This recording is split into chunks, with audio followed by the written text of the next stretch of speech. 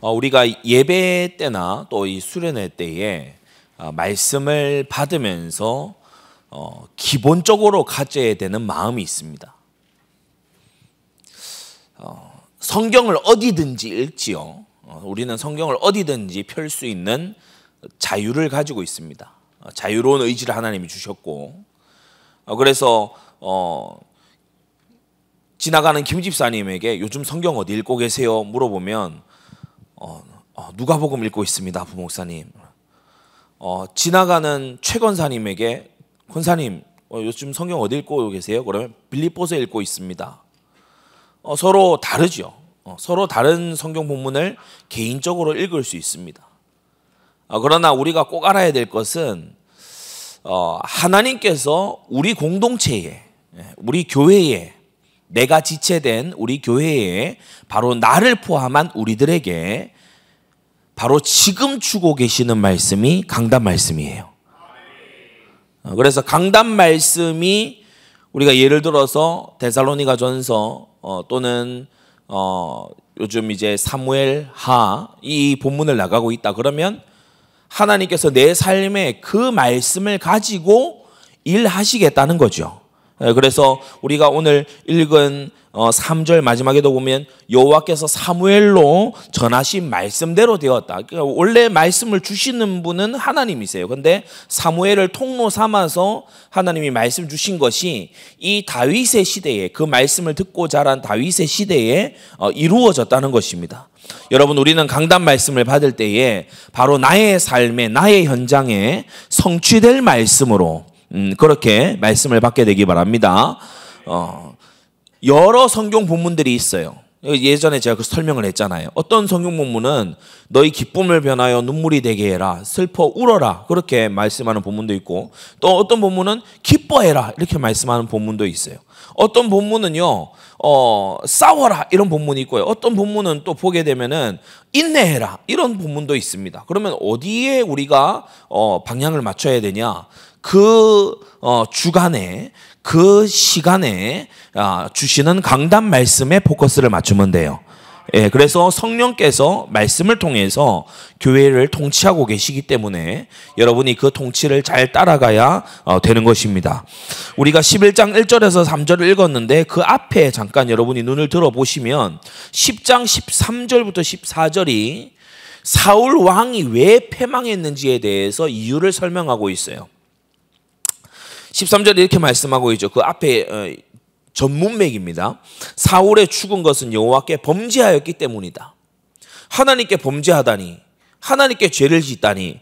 어떻게 죄를 지었냐? 구체적으로 세 가지를 말씀하고 있죠. 바로 첫째는 저가 여호와의 말씀을 지키지 아니하였다. 거역했다. 여러분, 말씀 듣는 자세가 지금보다 더 적극적이어야 돼요. 예, 하나님의 말씀을요, 여러분 생명 걸고 들으시기 바랍니다. 저는 이 말씀을 전하고 또 말씀을 듣는 시간에 거의 필사적입니다. 왜냐? 하나님은 말씀이시거든요. 하나님께서 그 말씀으로 내 삶에 역사하겠다고 하시는 거거든요. 그래서 말씀을 듣는 이 시간이 은혜의 시간이고, 말씀을 듣는 이 시간이 내 삶에 하나님이 기적을 행하시는 시간이에요.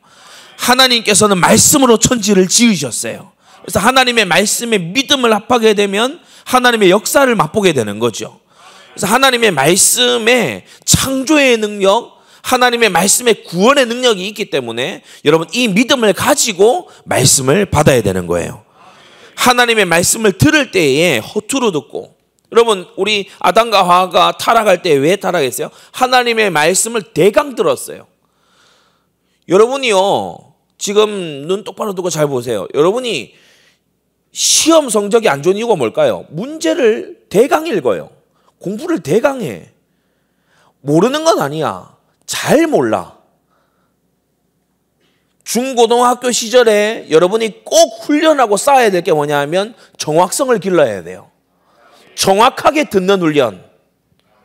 정확하게 들어야 돼. 임의로 해석하고 변개해서 듣지 말고 제대로 들어야 돼. 하나님께서 아담에게 뭐라고 하시냐? 너는 선악을 알게 하는 나무의 실과를 먹지 말라. 정확하게 들어야 돼요. 근데 아담이 이걸 전달할 때 자기가 정확하지 않기 때문에 부정확하게 전달한 거예요. 그래 하와가 나중에 뱀한테 뭐라고 해야죠? 먹지도 말고 만지지도 말라. 죽을까 하노라. 만지지 말라는 말 없어요. 그리고 없는 거 왜 더 하냐고. 하나님 말씀에 없는 거 왜 더 하냐고. 또 죽을까 하노라. 네가 먹는 날에는 정령 죽으리라 하셨잖아요. 그런데 왜 죽을까 하노라. 약화시키냐고. 그러니까 없는 거 더 하고 분명한 거 희미하게 하고. 여러분 이 두 가지에서 인생 실패 그리고 지금 눈앞에는 공부 실패가 이 두 가지에서 와요. 어떤 사람들이 얘기합니다. 저는 공부에 뭐 재능이 없나 봐요. 뭐 공부가 저는 적성이 아닌가 봐요. 적성 같은 소리 하고 있다. 물론 막 외우고 막 계산하고 이런 것을 더 재밌어하고 좋아하는 그런 사람이 있을 수 있겠죠. 그러나 여러분 분명한 것은요. 세상 어느 분야를 가든지 정확하게 듣는 것과 정확하게 결과를 내는 것은 모든 곳에 다 있어요. 다윗이 자기의 맡은 양떼를 맡길 때요. 맡은 자에게 정확하게 맡깁니다. 그리고 그 아버지 이새가 다윗을 심부름 보낼 때요. 정확하게 천부장에겐 이걸 주고 형들에겐 이걸 주고 증표는 이걸 받아오고 그것을요. 아버지가 정확하게 교육하는 걸 볼 수 있어요. 여러분 우리가 첫 사람 아담과 하와의 타락에서 우리가 하나님 말씀 대하는 태도에 이 생각의 전환이 일어나야 돼요. 정확해야 되고 더하거나 희미하게 만들지 말아야 돼. 무슨 말인지 알겠습니까? 여러분 희미하고 헤쳐 풀어져 있는 모든 생각들 지금 깨어나야 됩니다. 헤쳐 풀어져 가지고 뭘 해도 대강해요. 저는 되게 보게 되면 공통점이 있는 게 뭐냐면 풍사님이 고려대 나왔잖아요. 근데 고려대 연세대는 이제 연고전이라는 거를 해요. 그러니까 해마다 서로 대항 이제 뭐 체육 대회 같은 거를 해요. 그러면 이제 자기들끼리 축구 경기하고 럭비 경기하고 뭐 농구 경기하고 이러는데 응원단에서는 이제 경기 결과는 별로 관심이 없고 응원단들끼리 서로 싸워요. 그러니까 이거 치고받고 싸우는 게 아니고 응원으로 싸운다고.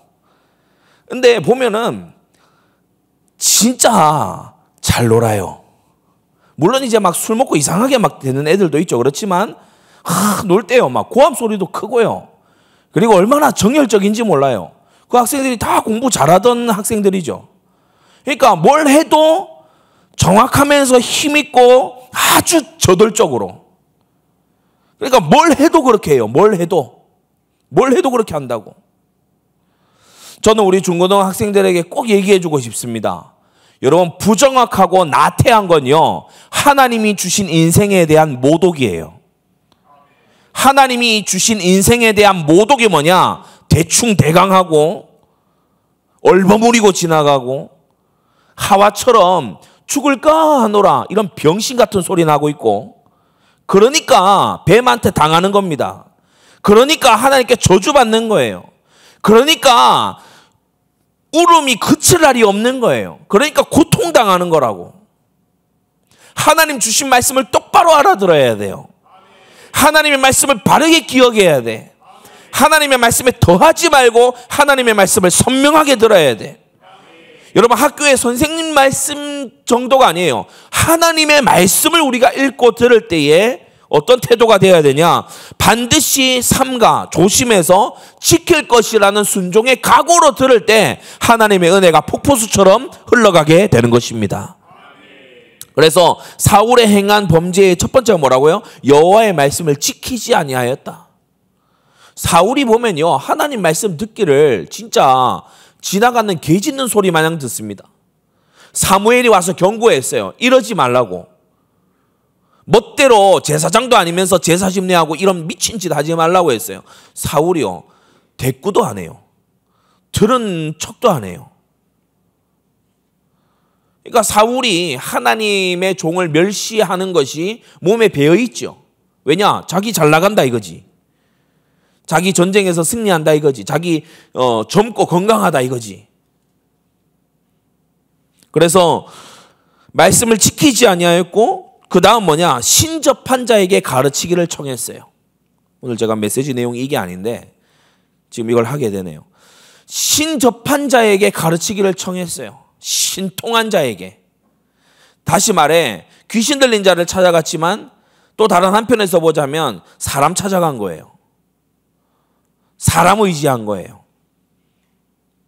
귀신 들려서 알아맞추는 그런 사람을 의지한 거예요. 하나님을 의지하지 않고 누군가 사람을 의지한 거예요.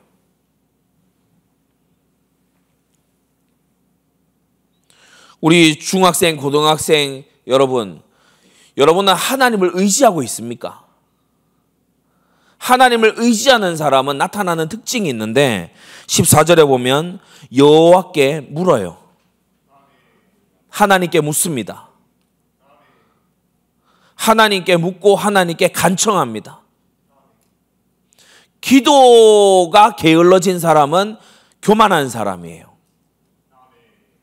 겸손한 사람은 반드시 기도하게 돼 있죠. 별로 안 답답하니까 기도 안 하는 거잖아요.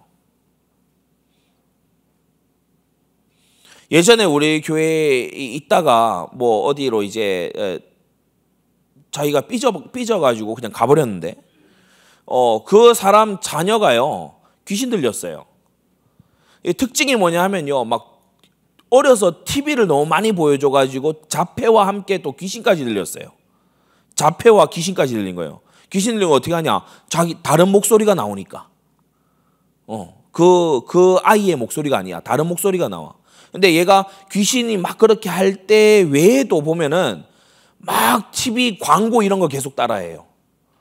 TV 광고 막 이런 거 계속 따라한다고.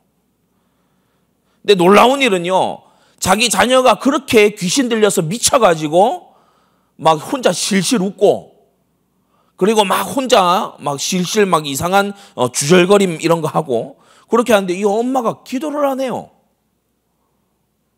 하나님께 부르짖어야 될 거 아니에요. 기도를 안 해. 사울 왕이 보면요, 귀신 들려서 10수년을 지나갑니다. 고통당해요. 밤에 자지 못해요. 자해해요. 고통스러워요. 주변의 사람들이 다 미워해. 이 사울이 귀신 들려서 난폭해져 가지고. 근데 이 사울 자신이 기도하지 않아. 저는 우리 청소년들과 오늘날 대학 청년들까지도 마찬가지지만은 가장 이 큰 위기와 문제가 뭐냐고 생각하면 갈급함이 없다는 거예요. 먹고 살만한 시대에 태어났어요. 고민이 어떤 고민을 하고 있냐? 저 남학생이, 저 여학생이 나를 어떻게 생각할까? 난 이번에 뭐 이런 걸 내가 뭐 굿즈를 모으고 싶은데, 뭐 내가 지금 이런 형편이었고 쟤는 나보다 되게 잘 살고 막 이런저런 데 여행도 다니는데 난 왜 저런 게 없을까? 상대적 박탈감을 느끼고 이런 미친 짓을 하고 있어요. 마음 어려운 게 그런 게 어려워. 내 삶에 하나님의 역사가 안 일어나고 내가 사람만 찾아다닐 수밖에 없고 내 삶에 전도가 되지 않고 하나님의 소원이 감당되지 않고 내가 지금 중고등학생인데 내가 앞으로 어느 길로 가야 될지 내가 갈피를 못 잡겠고 그런 것을 두고서 하나님 내 길을 인도해 달라고, 하나님 나에게도 구원 역사를 일으켜 달라고, 하나님 내 삶에 하나님의 사심을 나타내 달라고 갈급해하는 사람이 없다는 거예요. 사울이 그랬어요. 귀신 들려가지고요 발가벗고 널브러져도요 하나님께 기도하지 않아요. 수치를 당하고 모멸을 당해도 하나님께 기도하지 않아요. 불평만 하죠.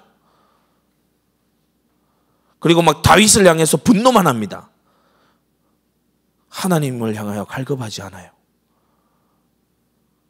여러분 정말 찾아야 될 분은 하나님이에요. 여러분의 삶에 부모님이 부족해서, 부모님은 원래 부족해요. 선생님은 원래 부족하다고. 형, 누나, 오빠 원래 부족한 사람들이에요. 나처럼 부족해요.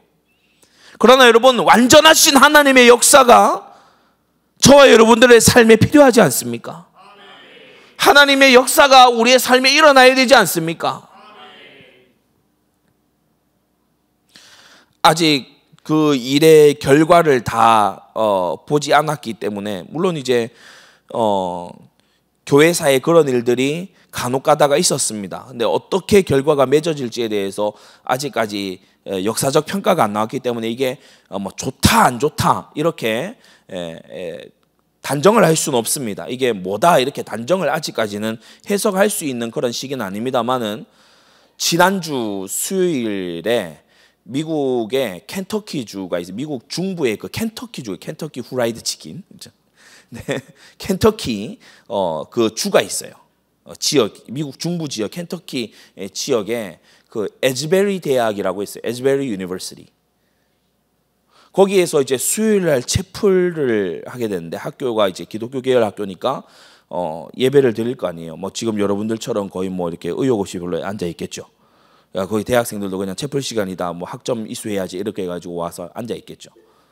근데 그런 시간이었겠죠. 근데 놀라운 일은요. 거기에서 몇몇 소수들이 그 채플 마친 다음에 기도하기 시작한 거예요. 그런데 놀라운 일입니다. 그게 지금도 계속되고 있어요. 24 hours non-stop으로 지금 170시간이 지나가고 있어요. 대학생들이 그 대학 학생들이 그 자리를 떠나지 않고 계속해서 기도하고 찬양한 거예요. 그들이 기도하고 찬양하는 것은 뭐 두 가지 측면입니다. 하나는 하나님 우리 가운데 임하시고 우리에게 은혜를 베푸시고 우리에게 자비를 베풀어 주십시오. 그 기도고요. 또 하나는 하나님 이곳에 함께 하시니 감사합니다. 주님의 임재 앞에 주님의 그 선하심 앞에 주님의 이름을 찬양하고 기도하는 그 앞에 계속해서 머물고 싶습니다. 그거죠. 제가 지금 우리 지난주 이번 주에 제가 미국에 있는 친구들로부터도 많이 그런 소식을 듣습니다. 놀라운 일을 보고 있다. Such an amazing thing. 뭔가 놀라운 일이 지금 일어나고 있다.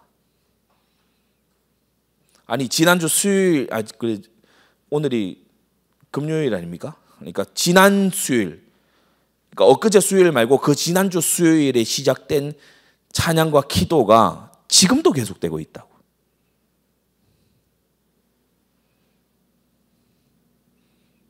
여러분 하나님은 당신을 찾는 자들에게 무언가 일하시는 분이에요.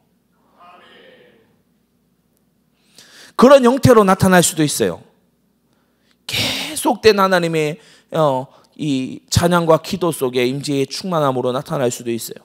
누군가에게는 기적적인 하나님의 역사로 일어날 수도 있어요. 하나님이 역사하시는 방식은 우리 예상을 뛰어넘지요. 누군가에게는 지혜를 주신다고 했어요. 야고보서 말씀에 너희가 지혜가 부족하거든 공부 열심히 해 이렇게 말씀하신 것이 아니고 하나님께 구해라라고 말씀했어요.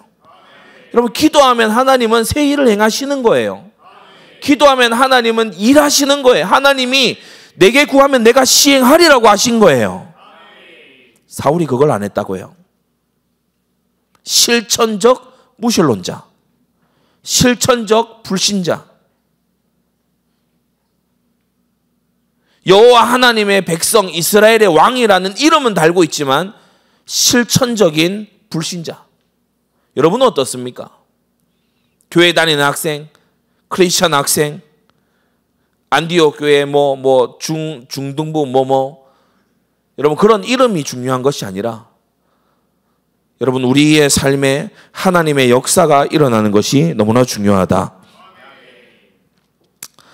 그래서 사울이 보인 이 특징을 그대로 뒤집으면 다윗이 돼요. 그대로 뒤집으면. 헤브론으로 올 때에 다윗이 이 유다 성읍 헤브론에 오기 전에 원래 그 시글락이라는 블레셋의 그 한 외딴 성에 있었어요. 근데 사울이 죽었다는 소식을 듣고 다윗이 한 게 있습니다. 사무엘상 마지막에 보면은 다윗이 한 게 있어요. 뭐냐?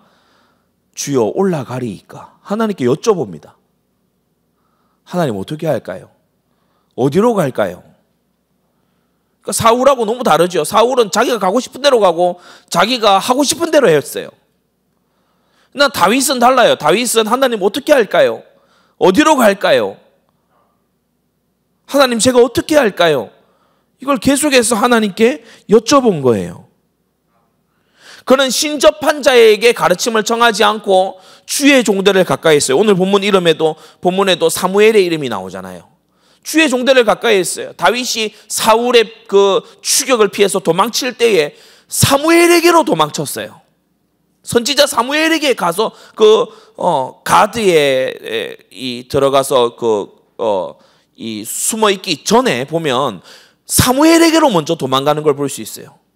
선지자에게, 주의 종에게, 주의 종을 가까이 하는 걸 볼 수 있죠. 말씀을 지켰다. 여러분, 다윗은 하나님의 말씀이라고 하면은 그 말씀을 순종하는 것을 넘어서서 말씀대로 이루어지게끔 하는 그와 같은 성정을 가진 자죠. 여러분, 이 다윗이 바로 하나님의 다스리시는 나라에 주님이 기뻐하시는 신정 국왕이 된 겁니다. 자, 그러면 어제 우리 신부 목사님께서 신정 국왕에 대해서 잘 이제 정리를 해주셨고,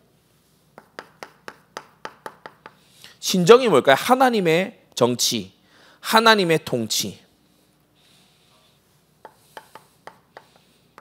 근데 하나님이 통치하실 때 법과 질서를 가지고서 통치하시는데 그걸 제도라고 하죠.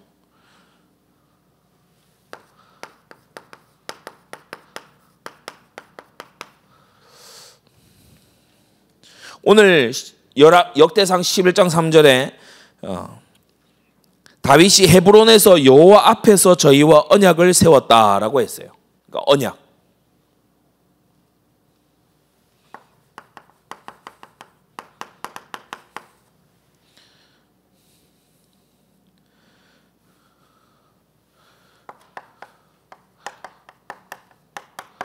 통치자가 너무 중요합니다.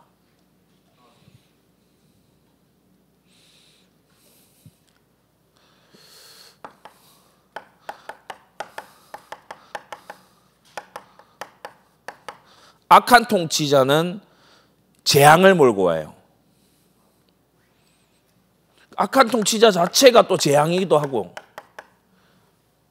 우리가 바로를 보면 어떻습니까? 애굽의 바로.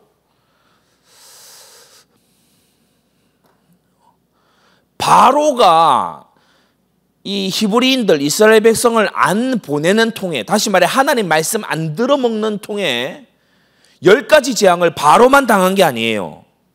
10가지 재앙이 뭐 바로 집에만 탁 터지고 그게 아니에요. 애굽 전 백성들이 고통당해요. 그러니까 바로가 하나님의 말씀을 거역하니까 바로만 고통당하는 게 아니고 바로가 다스리는 나라 전체가 고통당해요. 그러니까 통치자가 너무 중요하죠. 우리가 이 모압 왕 발락, 이스라엘을 저주 받게 하려고 아주 간교한 술수를 쓴 모압 왕 발락 이런 사람 보면은 막 우상 숭배를 막 이렇게 하게끔 만들고 하나님 백성을 타락하게끔 유도하고 이렇게 하죠. 그러니까 이 모압이 저주받은 민족이 되는 이유가 이런 겁니다. 많이 있지만은 우리가 방금 살펴봤던 사울 왕, 하나님 백성을 핍박하고 전 사회를 고발 문화를 만들어요.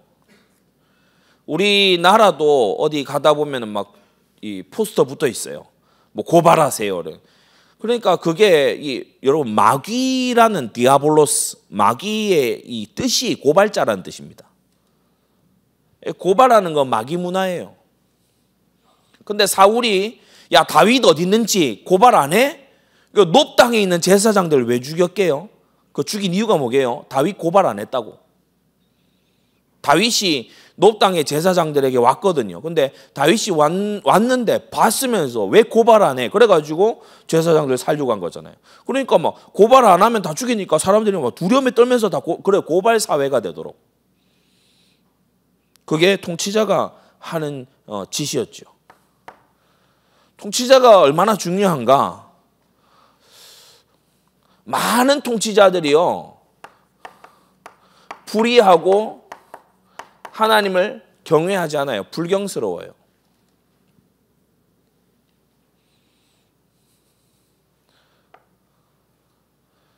어제도 얘기 들었지만 우리 학생들이 조금 깨어서 지혜를 가지고 분별력을 가져야 됩니다. 그게 뭐냐 하면 어떤 사람들이 나는 가난한 자를 위한 정치를 하겠다. 나는 가난한 자를 위한 우리는 그런 정치 당이다. 정당이다. 그렇게 막 주장을 해요. 우스운 일이에요. 정말 무지하면 속아요. 여러분, 가난한 사람들을 위한 정당은 가난한 사람들의 지지를 받겠죠. 그러면 가난한 사람들의 지지를 많이 받아서 다수표를 잡고 정권을 잡으려고 하면 가난한 자가 많아야 될까요? 가난하지 않은 자가 많아야 될까요? 가난한 자가 많아야 돼. 정치를 펼 때, 통치를 펼 때 가난한 자가 많게끔 가난한 자가 많아지게끔 빚지고 어렵고 막 이렇게 직업도 안정되지 못하고 그러면서 막 이제 이 빚에 허덕이고 막 이런 사람들이 많도록 만들어야 돼. 국가에 기대서 살아가고 보조금 타먹고 살고 이런 사람들이 많도록 만들어내야 될까? 아니면은 막 이렇게 자기의 그런 업을 가지고서 국가에 도움이 필요한 게 아니고 오히려 막 국가를 내가 도와주겠다 이런 그런 사람들이 많아져야 될까? 가난한 사람들이 많아야 되겠죠. 그래서 가난한 사람을 위한 정치다라고 하는 것만큼 이걸 좀 어려운 말로 언어 도단이라고 하는데 이것만큼 말장난이 없어요. 가난한 사람을 위한 그러한 정치를 한다. 공산사회주의자들 모두 잘 사는 사회. 그거는 뭐냐면 모두 다 거지가 되는 사회. 얼마나 불경스러운지 몰라요. 교회에 대해서 예배를 이렇게 해라 저렇게 해라. 그런 통치자들이 많지요. 그리고 대부분 불신실합니다. 약속을 지키지 않습니다. 불신실하게 되는 원인은 두 가지가 있는데 첫 번째는 거짓이고 두 번째는 능력의 부족이에요. 처음부터 아예 뻥치려고 했어요.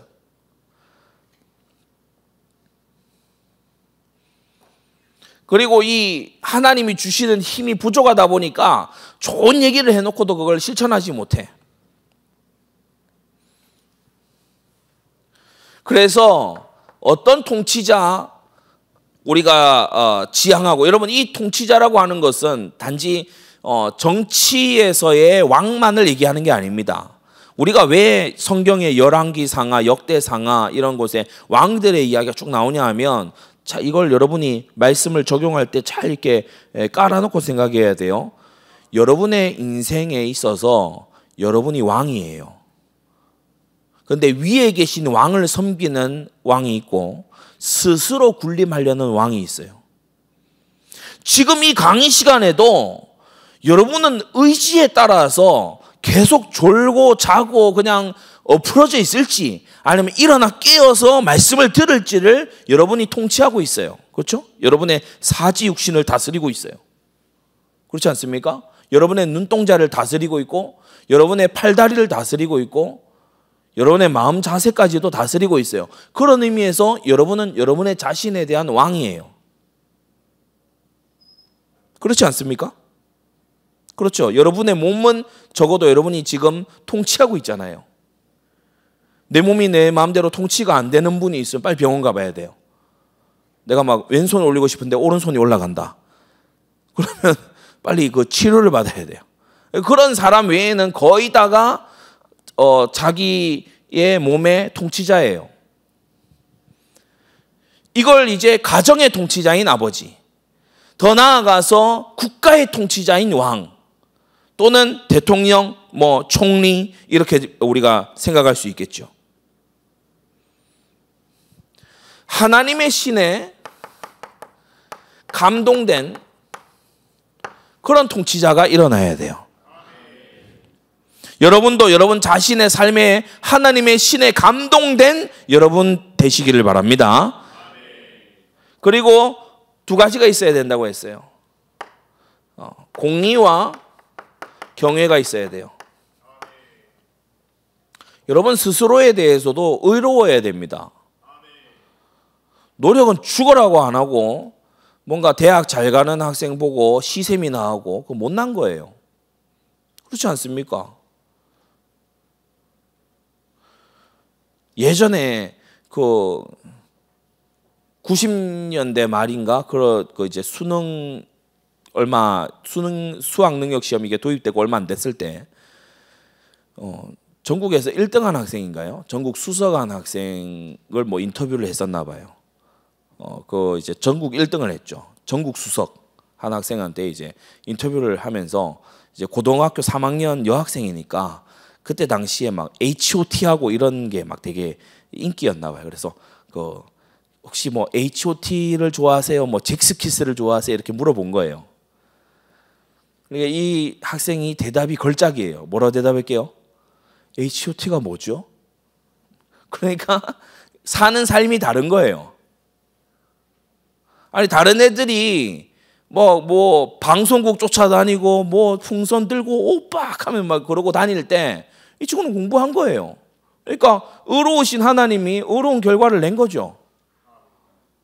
말씀을 들을 때에 여러분 공부는 사실은 아주 말씀 듣는 것보다는 이제 아래에 있는 항목입니다. 그런데 하나님 말씀을 들을 때에 누구는 정확하게 들어요. 하나님 말씀을 들을 때 요지를 짤파하게 해서 들어요. 들을 때 그냥 듣는 게 아니고 믿음을 합하고 순종할 각오로 들어요. 말씀을 듣고 가서 실천에 옮겨요. 말씀을 듣고 기록해둬요. 어디에 기록해요? 노트에도 기록해두지만 내가 자주 있는 공간에 세팅을 바꾸면서 그렇게 기록해둬요. 그런 학생하고 말씀 듣는 시간에 계속 졸았어. 그러니까 뭘 듣는지 몰라.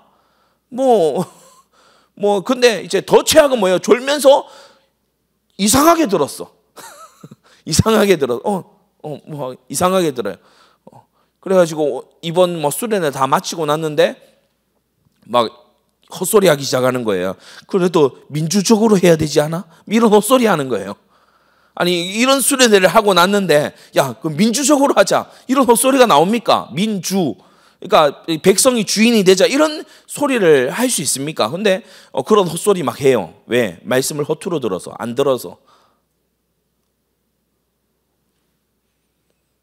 그런 사람들은 대가를 치러야 돼요.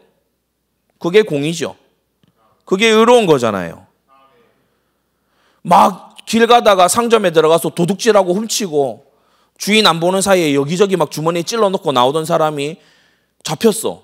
그런 사람은 응당 거기에 맞는 처벌을 받고 벌금을 내고 그렇게 하는 게 맞는 거지.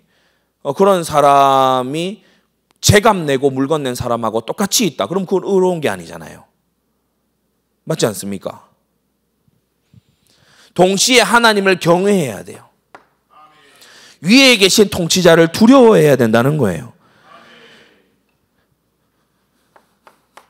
하나님과 언약을 목숨 걸고 신실한 그런 통치자가 되는 것, 또 그런 여러분 자신이 되는 것이 아주 중요하다. 자, 그래서 언약이라고 했는데 언약이라는 것은 히브리어로 베리트라고 해요. 베리트. 베리트, 가르다 이런 뜻입니다. 이 언약은 피로 맺은 충성맹세예요. 피로 맺은 충성맹세. 한 4가지 정도의 언약이 이루어지려면 한 4가지 정도의 조건이 필요합니다. 그 첫 번째가 뭐냐면 언약의 필요 충분 조건이에요. 고등학생들은 아마 알아듣겠죠. 필요 충분 조건. 언약이라는 것이 성립하기 위한 필요 충분 조건이 뭐냐면 두 양측이 있어야 돼요. 양측. 언약은 혼자 맺는 게 아니에요. 양측이 있어야 돼요. 그리고 언약에는 반드시 피가 있어야 돼요. 갈라짐, 쪼개짐. 피가 있어야 돼요. 그리고 세 번째, 축복의 조항과 처벌의 조항이 있어야 돼요. 이 언약을 잘 지켰을 때의 축복, 이 언약을 지키지 않았을 때의 처벌. 근데 이게 이제 암시적으로 드러날 때가 있습니다. 명시적인 것이 아니고 암시적으로. 드러난 게 아니고 감추어져 있는데 감추어져 있지만은 분명하게 그걸 암시라고 우리 얘기를 하죠. 암시적으로 드러나 있어요. 처벌은 보통 죽음입니다. 그리고 네 번째, 언약은 증표가 필요해요.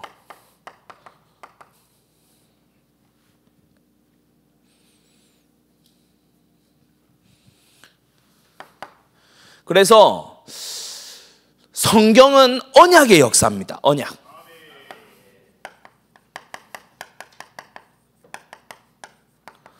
언약과 왕국의 역사.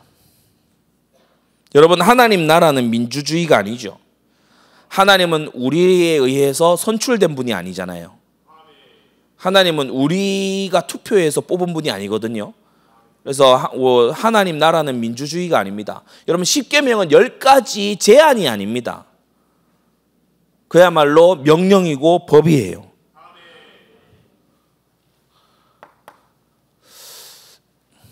주님이 세상이 지어지기 전에 만드신 언약을 구속 언약이라고 한다. 이 구속 언약은 양측이 있어야 된다고 그랬죠. 성부와 성자 사이에 맺은 언약이에요.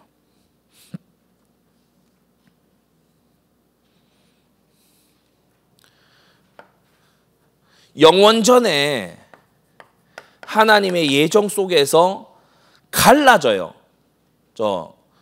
베리트, 가름. 뭐가 갈라지냐? 선택된 자와 유기된 자가 갈라져요.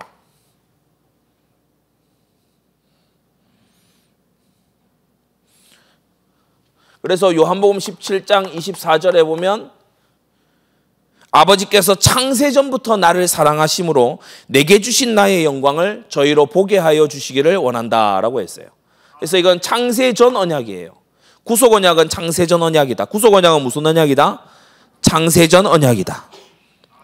마태복음 25장 34절에도 내 아버지께 복 받을 자들이여 나와 창세로부터 너희를 위하여 예비된 나라를 상속하라 하고 했어요. 그래서 성부와 성자 사이에 맺으신 언약이에요. 성부 하나님은 그의 자녀들을 일으키기 위해서 성자 하나님으로 하여금 이제 희생하도록 요구하시고, 그게 언약의 내용이었어요. 희생하도록 요구하시고, 성자 하나님은 거기에 순종하기로 하신 것, 그게 바로 구속 언약입니다. 성부와 성자 사이에 맺으신 언약이죠.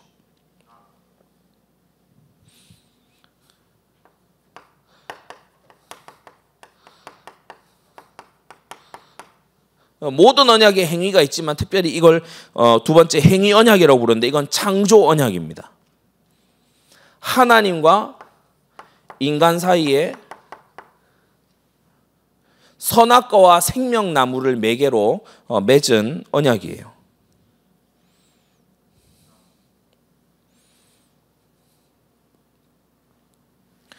사실 창조라고 하는 것이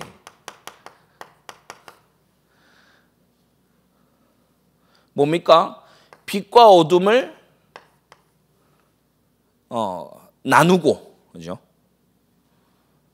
하늘과 땅을 나누고, 그러니까 쪼개는 거, 낮과 밤을 나누고, 맞아요? 그래서 나중에는 심지어 남자에게서 갈비뼈를 나눠서 여자를 지으셨죠. 그래서 창조 자체가 언약적입니다. 쪼개는 거. 그래서 지혜가 있는 사람은요, 삶을 쪼개서 살아요. 쪼개서 살아요. 여러분이 거창하고 대단한 일도요, 쪼개면 별게 아닙니다. 잘 쪼개는 거, 잘 이렇게 딱 이렇게 구분해가지고 하는 거. 뭐 중간고사를 예를 들어서 준비를 한다. 근데 대부분 아마 뭐 다수가 그럴 거예요. 공부는 안 하는데 스트레스는 받잖아요. 그렇죠? 시간 다가와. 공부해야 돼. 어떤 학생들은 막 이래요. 공부하기 위해서 준비해야지. 그래. 책상 청소하고 책 놓고 형광펜 탁 색깔별로 세팅하고 조명 조도 딱 맞추고 그리고 필기한 노트 딱 꺼내고 각 맞추고 그리고 난 다음에 뭐예요? 핸드폰 꺼내서 인증샷 찍어. 그리고 인증샷 찍고 잘 안 나오니까 B컷, C컷 계속 찍죠. 그리고 그 사진 보정해요. 그리고 그걸 이제 SNS나 친구 어디 톡방에다 올리면서 나 이렇게 이제 공부한다. 그러면 이제 거기서 얘기가 끝나지 않아요. 너 뭐 공부 뭐 잘 되고 있냐? 그러니까 공부하는 시간은 없어. 공부를 준비하고 공부에 대해서 묻고 공부를 걱정하고 공부를 뭐 할 듯 말 듯 한 시간만 많아.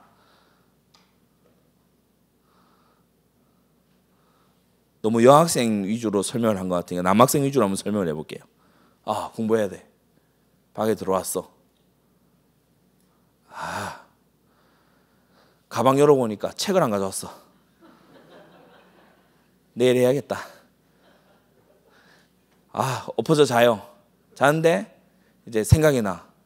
아, 롤 티어가 낮은데. 랭겜 돌려요. 아, 뭐 이것만 하고 스트레스는 풀어야 되고 공부 안 했는데 공부 스트레스를 풀고 있어. 아니, 난 제일 이해가 안 되는 게 공부를 안 했는데 왜 공부 스트레스를 풀고 있냐고. 이제 뭐 서로 그 얘기가 되는구만. 쪼개는 거.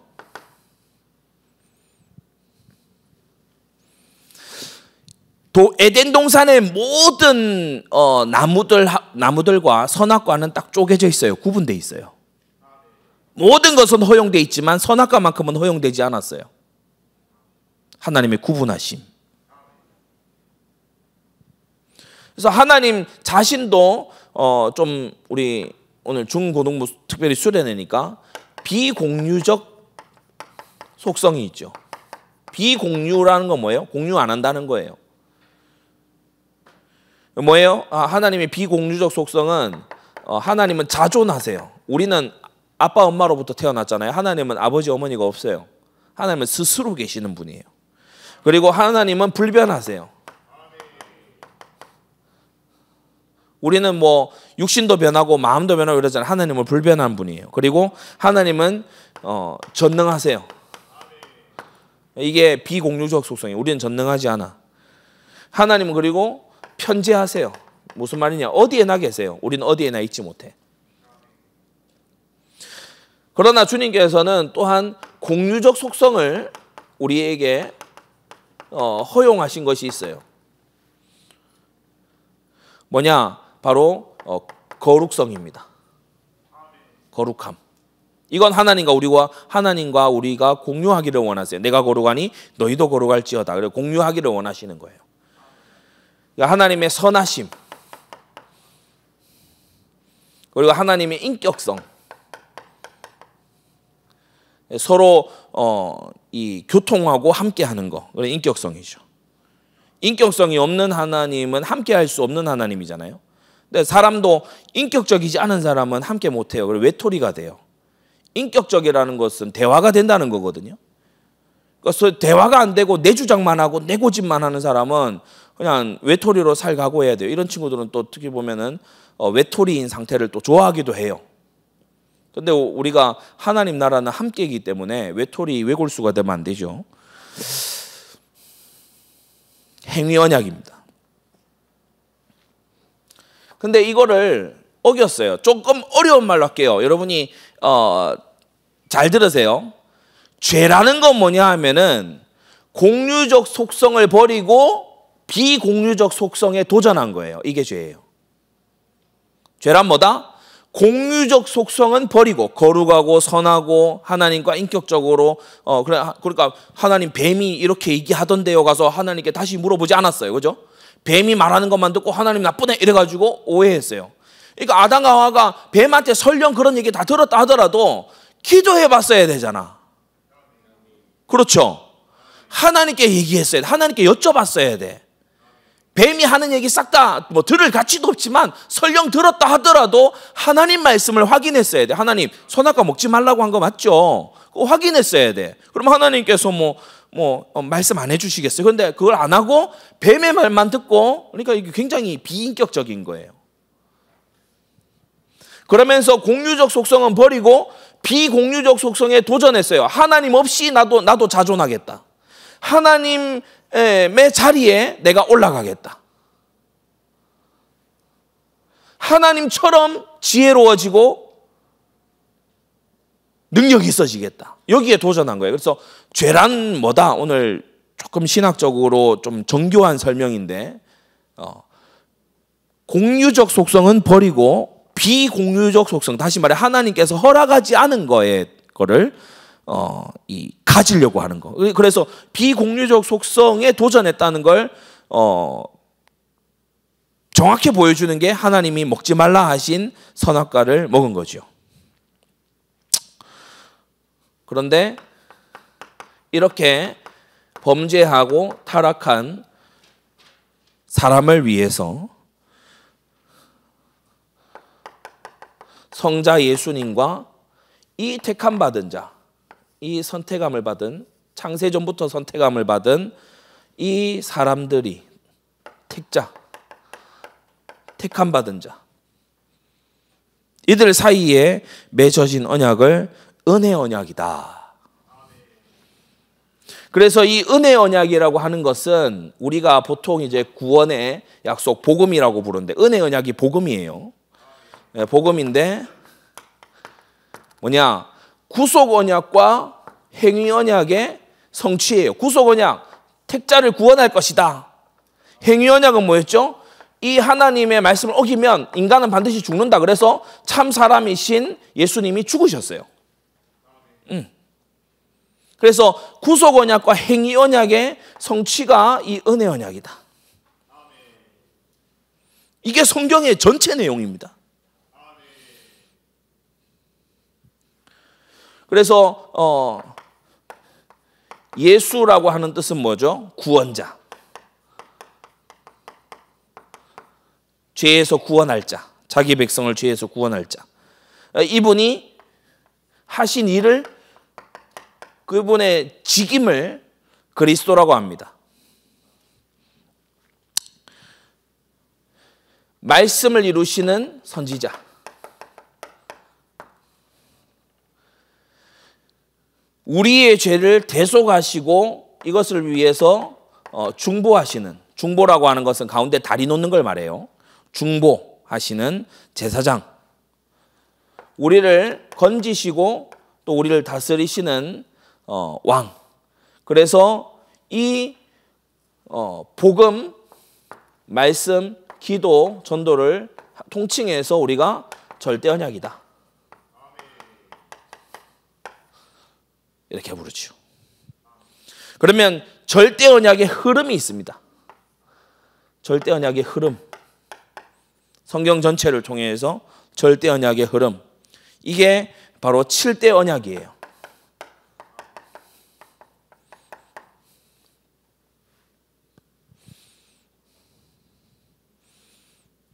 창세기 3장 15절.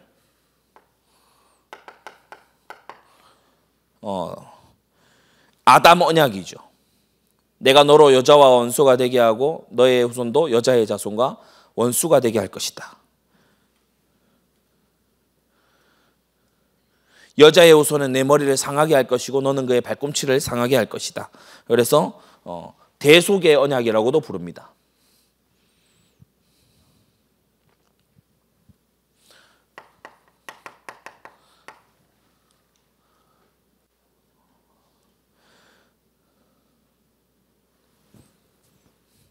증표로는 가죽옷을 주셨어요. 창세기 6장 8절. 노아에게 주신 언약이죠. 노아를 통해서 모든 택자들에게 주신 언약, 보존의 언약입니다. 다시는 홍수, 대홍수로 전 세계가 심판받는 일이 없을 것이다. 그래서 보존의 언약. 증표는 무지개예요. 창세기 15장 6절. 또 17장에 뭐냐면 아브라함 언약인데 유업의 언약이에요. 횃불의 언약은 땅을 주시겠다는 거. 그리고 할례 언약은 자손을 주시겠다는 거. 그래서 우리가 할례라고 하는 것이 이제 생식기의 포피를 잘라내는 거잖아요. 그것도 여기서도 피가 있어요. 잘라내는 거. 그래서 언약입니다. 유업의 언약. 출애굽기 20장 1절 모세 언약입니다. 선지자의 언약이라고도 하죠. 증표는 언약궤입니다. 언약궤가 한 돌판이 아니고 두 돌판이죠. 그래서 서로 갈라져 있어요. 그리고 출애굽기 25장 13절 아론의 손자 비느하스에게 주신 제사장의 언약입니다. 제사장 가문을 증표로 주셨죠. 사무엘하 7장 16절 다윗에게 주신 왕의 언약입니다.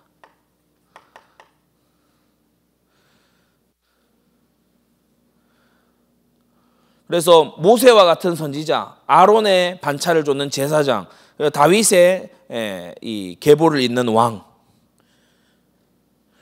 이 모든 것을 예레미야 31장 33절에 보라 내가 새 언약을 주겠다.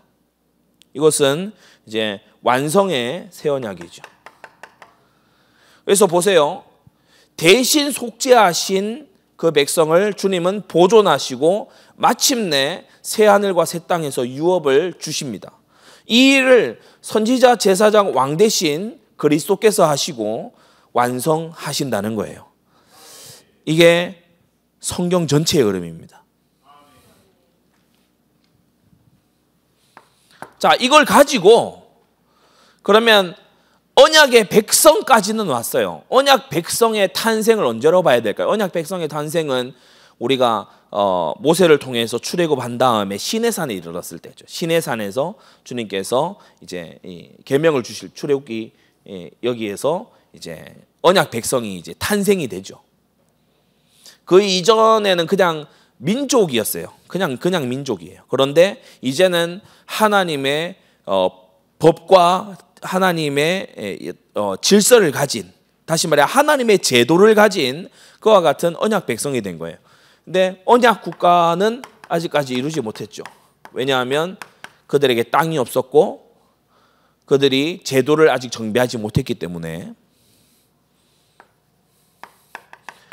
그래서 언약 국가로 가는 길,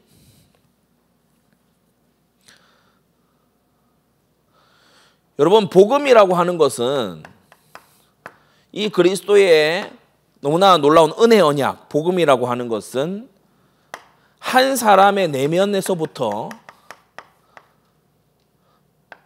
온 사회의 시스템에 이르기까지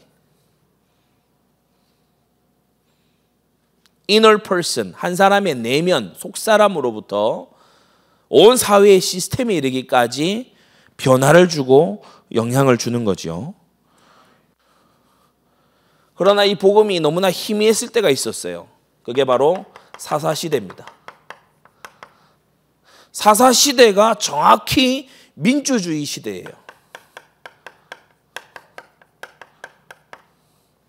민주주의 사회가 딱 한마디로 요약해서 사사기 21장 25절 그때의 이스라엘에는 왕이 없으므로 사람이 각각 그 소견에 옳은 대로 행하였더라. 자기 소견대로, 자기 소견, 자기 생각대로.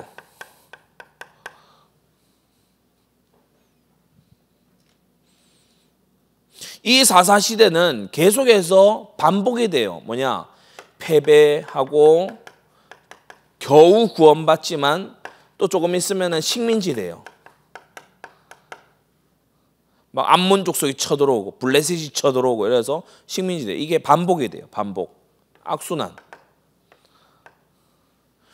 이 시대의 특징이 뭐냐 하면 권력 투쟁의 시대예요.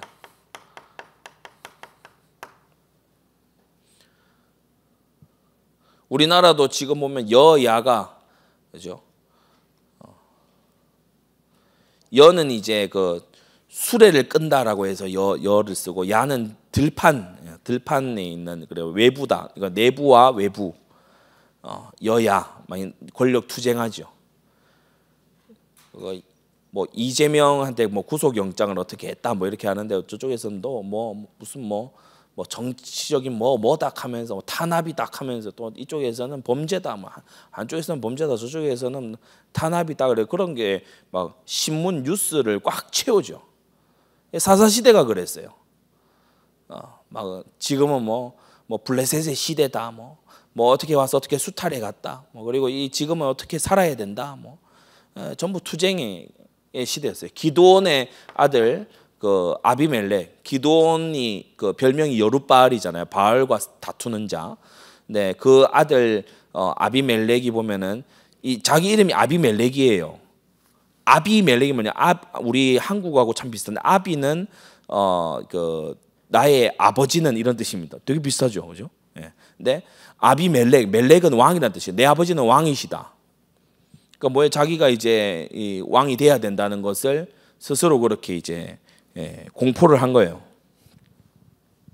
권력 투쟁, 막 아비멜렉이 막 왕이다 이러면서, 그러니까 기드온의 아들이 막 왕이다 이러면서 막 나와서 막 외치고 어떤 사람 또 왕이 아니다 막 이렇게 하고 막 그런 투쟁의 시대였어요.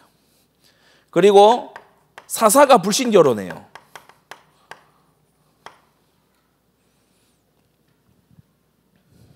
제가 어제 그런 고민을 좀 해봤어요. 불신 결혼이 나쁠까? 동성 결혼이 나쁠까? 둘 중에 뭐가 더 나쁠까? 동성애자들은 일반적으로 기독교인이 아니죠, 그죠? 기독교인이라고 주장하긴 할 수 있지만 그걸 정당화하면서 참된 기독교인이 될 수는 없잖아요. 그러니까 동성애자들이 서로 결혼할 때에는 그냥 불신자가 죄 짓는 거잖아요. 근데 불신 결혼이라고 하는 것은 이제 신자가 죄 짓는 거거든요. 신자가 믿지 않는 자와 몽해를 함께 매지 말라라고 했기 때문에 그걸 거역하고 이제 불신 결혼하는 거 아닙니까? 그래서 우리가 이제 통념상은 우리가 그냥 가지고 있는 생각은 뭐냐 하면 막 동성애 이런 거는 되게 첨예한 문제니까 동성 결혼이라면 되게 막 죄. 근데 막 불신 결혼했다, 믿지 않는 자와 결혼했다라고 하는 거는 야 동성 결혼보다는 좀 덜한 죄 아니야? 라고 생각할 수 있죠. 그럴 수 있잖아. 그래서 제가 어제 이걸 이제 성경 이 본문 저 본문을 가지고서 쭉 이렇게 묵상을 하면서 야, 참 우리 시대가 그야말로 죄가 막 득세해서 다른 죄들을 죄 아닌 것처럼 여기게 만드는 그러한 시대구나. 삼손이 불신 결혼해요. 삼손이 보면은 블레셋 여인을 막 사랑하고 이렇게 하죠. 여러분이 중고등학교 시절을 망치는 방법은 딱 하나입니다. 결혼도 하지 않을 남자, 여자에게 빠져서 허송세월하는 거. 그러면 중고등학교 시절을 가뿐하게 망칠 수 있어요. 청소년 시기에 힘과 정열과 관심과 모든 지혜를 한 통에 다 까먹을 수 있는 절호의 찬스. 뭐냐? 연애하는 거. 그 남자, 그 여자 사귀어서 당장 결혼할 게 아니라면, 당장 결혼하고 가정을 꾸릴 게 아니라면 지금 연애하는 것은 인생 망테크 타는 지름길이다. 그렇게 알면 돼요. 삼손이 그랬어요. 사역에 뭐가 관심 전혀 없어요. 뭐 이스라엘이 뭐 블레셋이 짓밟 필든지 말든지 아무 관심 없어요. 내가 저 딥나 여인이 좋다는 거예요. 저 들릴라가 좋다는 거예요. 뭐 내가 뭐 좋다는데 뭐 사랑을 누가 맡겠냐. 그러니까 완전히 막 시대의 로맨티스트가 이 삼손이에요. 자유연애, 불신결혼. 사사시대의 모습이죠. 그러면서 또 뭐 하냐. 보면은 에브라임 산지에 미가라는 사람은 종교 혼합하고 앉았어요. 은으로 부어서 신상 만들어 놓고 이게 여호와 하나님이래. 제사장도 자기 멋대로 세워요. 아론의 자손 중에 받들지 아니하고 자기가 마음대로 세워버리죠. 그리고 흉악 범죄가 넘쳐나요. 왜냐? 하고 싶은 대로 자기 속에 옳은 대로 하니까. 흉악 범죄. 레위인의 첩 가지고 있는 것도 막장이지만 그 첩을 막 이렇게 또 토막 살인을 해요. 흉악범죄 이런 것들이 막 일어나죠. 뭐 법이 어디 있냐 이런 지경이니까. 그러면서 이제 마지막에 가면 내전이 터져요. 전 이스라엘 지파들과 베냐민 지파 사이에 내전이 터져요. 그래서 민주주의의 종말은 뭐냐? 나라가 붕괴되는 것이다.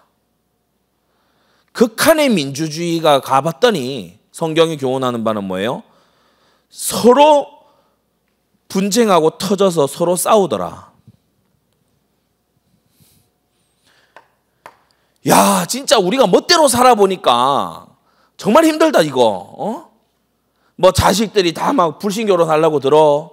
그리고 막 누가 왕이냐고 서로 싸워. 막 저 산지에서는 이상한 짓거리 벌어져. 막 그로 인해서 재앙도 터져. 막 흉악 범죄도 늘어나고. 야, 그리고 야, 베냐민 지파 망할 뻔했잖아. 그러니까 왕을 세우자. 왕을 세워보자. 그리고 그에게 모든 권력을 주자. 전체주의.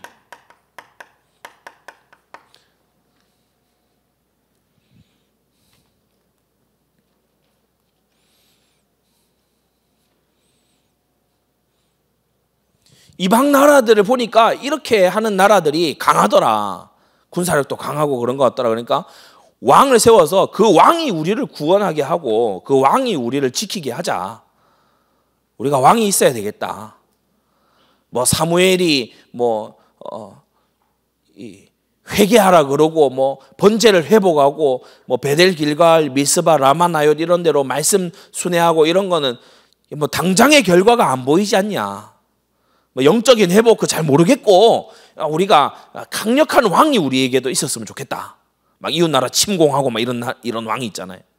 막 가서 막 빼들어 오고 막 이런 왕. 그런 왕이 우리도 있었으면 좋겠다. 그래서 사울을 세운 거예요. 네, 놀라운 일은 이 사울이 교만하고 범죄하죠. 그래서 아까 역대상 10장 마지막에서 봤던 것 같이 하나님 말씀을 거역하고 귀신 들린 자한테 지도받고 그리고 하나님께 기도하고 묻지 않아요. 한마디로 줄여 말하자면 자기 멋대로 통치하기 시작해요. 독재하기 시작해요. 독재가 독주하기 시작해요. 이 사울이 보여준 정치는요, 선전 정치였어요. 선전. 쇼 정치. 기념비 세우고 쇼 정치였어요. 막 기념비 세워요. 기념 막 그런 거예요. 사진 찍어요. 그리고 막 포갑이었어요. 포갑, 공포 정치. 아니 높당에 있는 제사장들 막 칼로 다 죽여버려요. 잘 봤지? 너희들 내가 시키는 대로 안 하면 말이야. 제사장이라 하더라도 죽는다. 조심해. 공포 정치.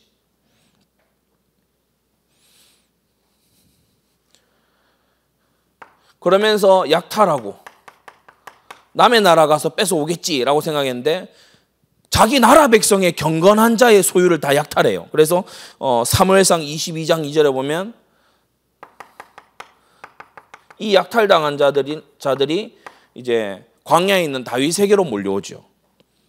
환난당한 모든 자, 빚진 자, 마음이 원통한 자가 다 그에게로 모여왔다. 그래서 우리가 강단 말씀 통해서 말씀드렸지만 왜 빚질까요? 자꾸 이렇게 다 뺏어가니까, 그죠? 과중한 세금을 물리고 다 뺏어가고 소유를 빼앗고 이렇게 하니까 이제 그거를 지키려고 노력하게 되면 빚을 져야 돼.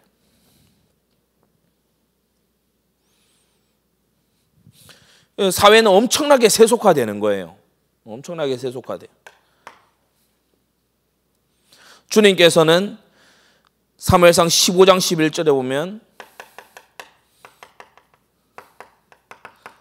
내가 사울을 세워 왕 삼은 것을 후회한다고 말씀하셨어요. 하나님의 후회거리가 되는 왕인 거 있죠. 물론 우리가 신학적으로 봤을 때 하나님은 모든 것을 미리 다 예정하시는 분이어서 후회 같은 걸 안 하십니다. 근데 우리가 알아듣게끔 설명하시는 거예요. 우리가 알아들을 수 있는 말로 하나님의 마음을 설명하는 거예요. 그게 뭐냐? 후회다. 후회. 내가 사울을 왕 삼은 것을 후회한다. 그런 악한 왕의 시대를 지나서 이제 드디어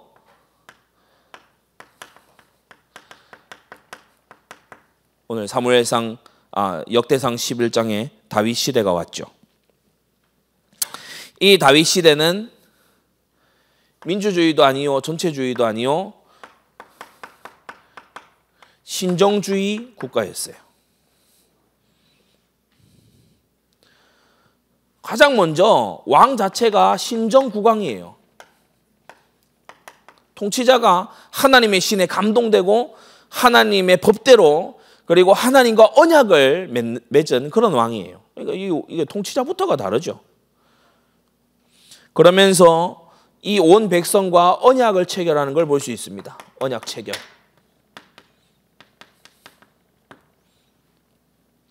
이 모습, 역대상 11장 1절에서 3절, 특히 3절, 이 모습을 역사에서 재현한 사람들이 1638년 스코틀랜드 내셔널 커버넌트.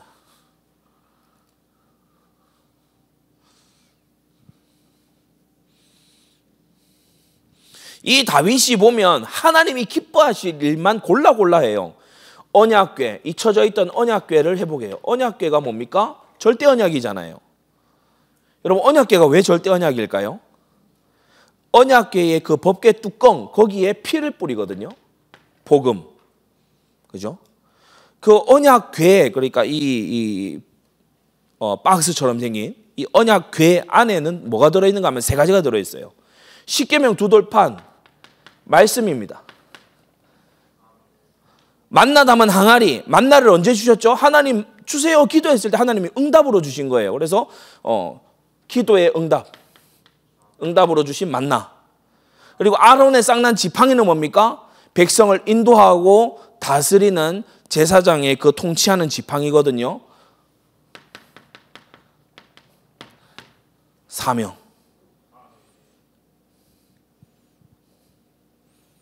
그래서 이 언약궤가 절대 네 가지를 설명하는 거예요. 언약궤 회복했어요. 성전 건축을 준비했어요. 이러니까 이 나라에 하나님께서 성전 건축 준비하고 이 나라에 축복을 주시는데 어떤 축복을 주시는가 하면 가는 데마다 이겨요. 연전연승.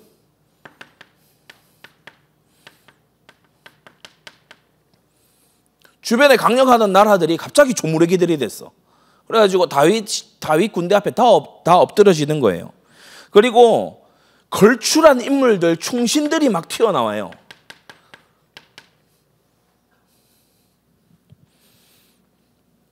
뭐 제사장 중에서도 아주 그 강단이 있고 아주 정통한 사독 같은 이런 제사장.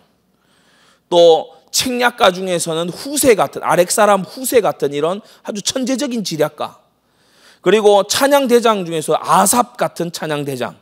그러니까 아삽이 지휘하고 찬양하면 온 백성이 막 하나님의 신의 감동 속으로 들어가는 거예요. 그리고 이런 찬양 사역자, 지략가, 그리고 브나야 같은 이런 그 호위대장이거든요. 다윗의 호위대장의 이름이 브나야입니다. 이따가 표로 우리가 보겠지만 이런 사람들이 무예가 출중하고요. 36명의 용장들이 다윗 옆에 일어나요. 처음 큰 세용사, 그 다음 세용사, 그리고 30명의 용사, 그래서 36명. 여기에 이제 요압을 포함시키면 37명의 용사가 되지만 아무튼 36명의 용사들, 그리고 157만의 대군, 157만 대군. 하나님이 이렇게 주시는 거 있죠.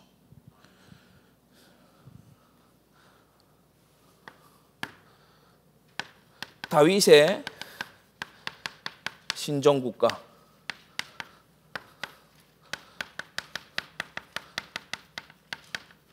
국가 시스템이 어떻게 돼 있었는지 나눠드린 표 우리 같이 한번 봅시다. 이 나눠드린 표. 잠깐만, 서울도 지금 프린트가 돼 있나요? 예, 오케이, 예.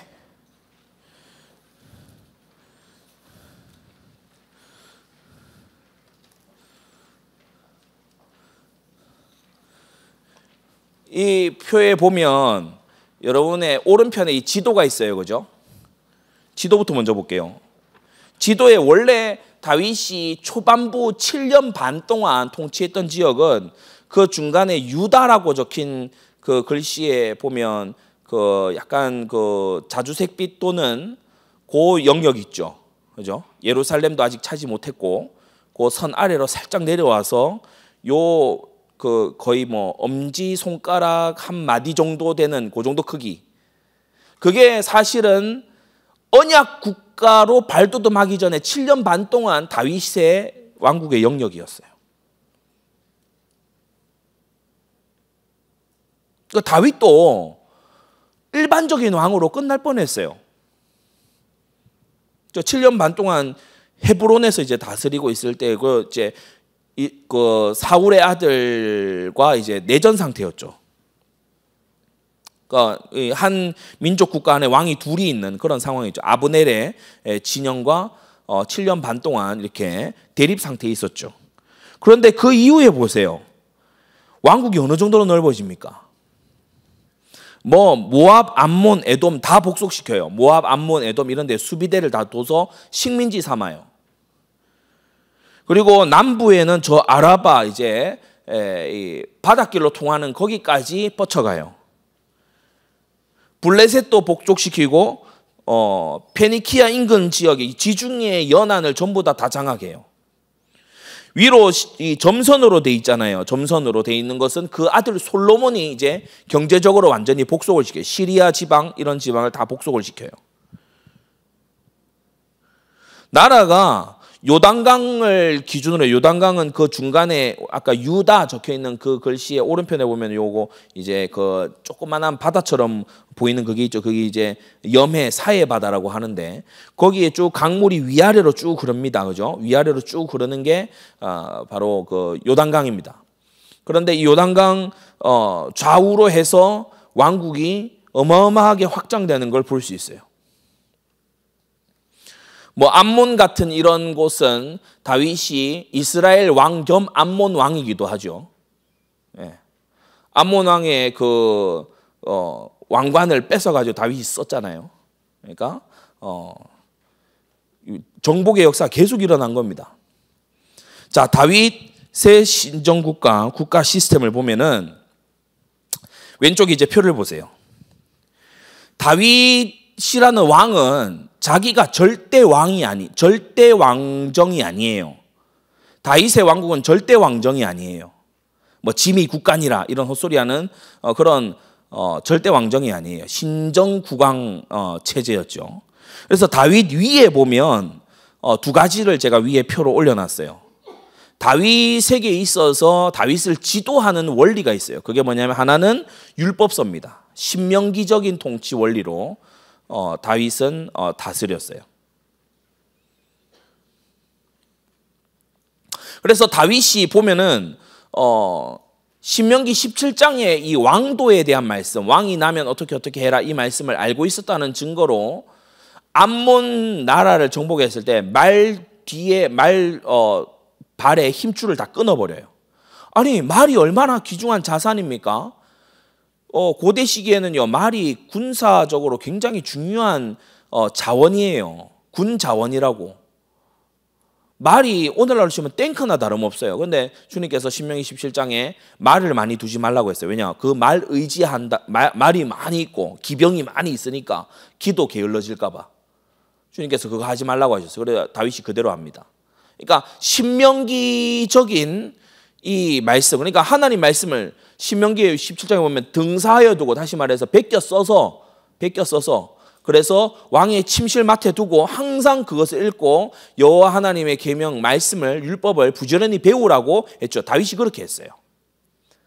이 율법서와 그리고 선지자의 지도를 항상 받는 걸 볼 수 있습니다. 오른편에 가면 선지자. 젊을 때에는 사무엘의 지도를 받았죠. 아까 전에도 강의 중에 얘기했잖아요. 도망칠 때에도 사무엘에게 가서 도망쳐요. 거기서 무슨 얘기를 했는지는 잘 나오지 않지만 사무엘에게 도망치는 걸 볼 수 있어요. 우리가 성경을 좀 찾으면서 볼까요?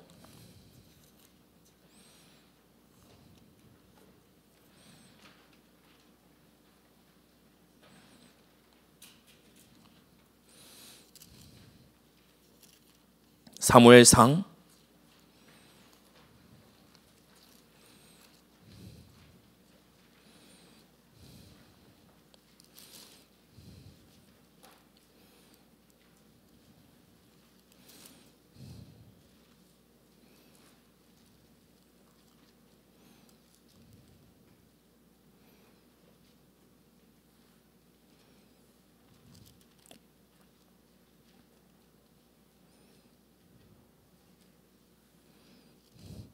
21장 가보세요.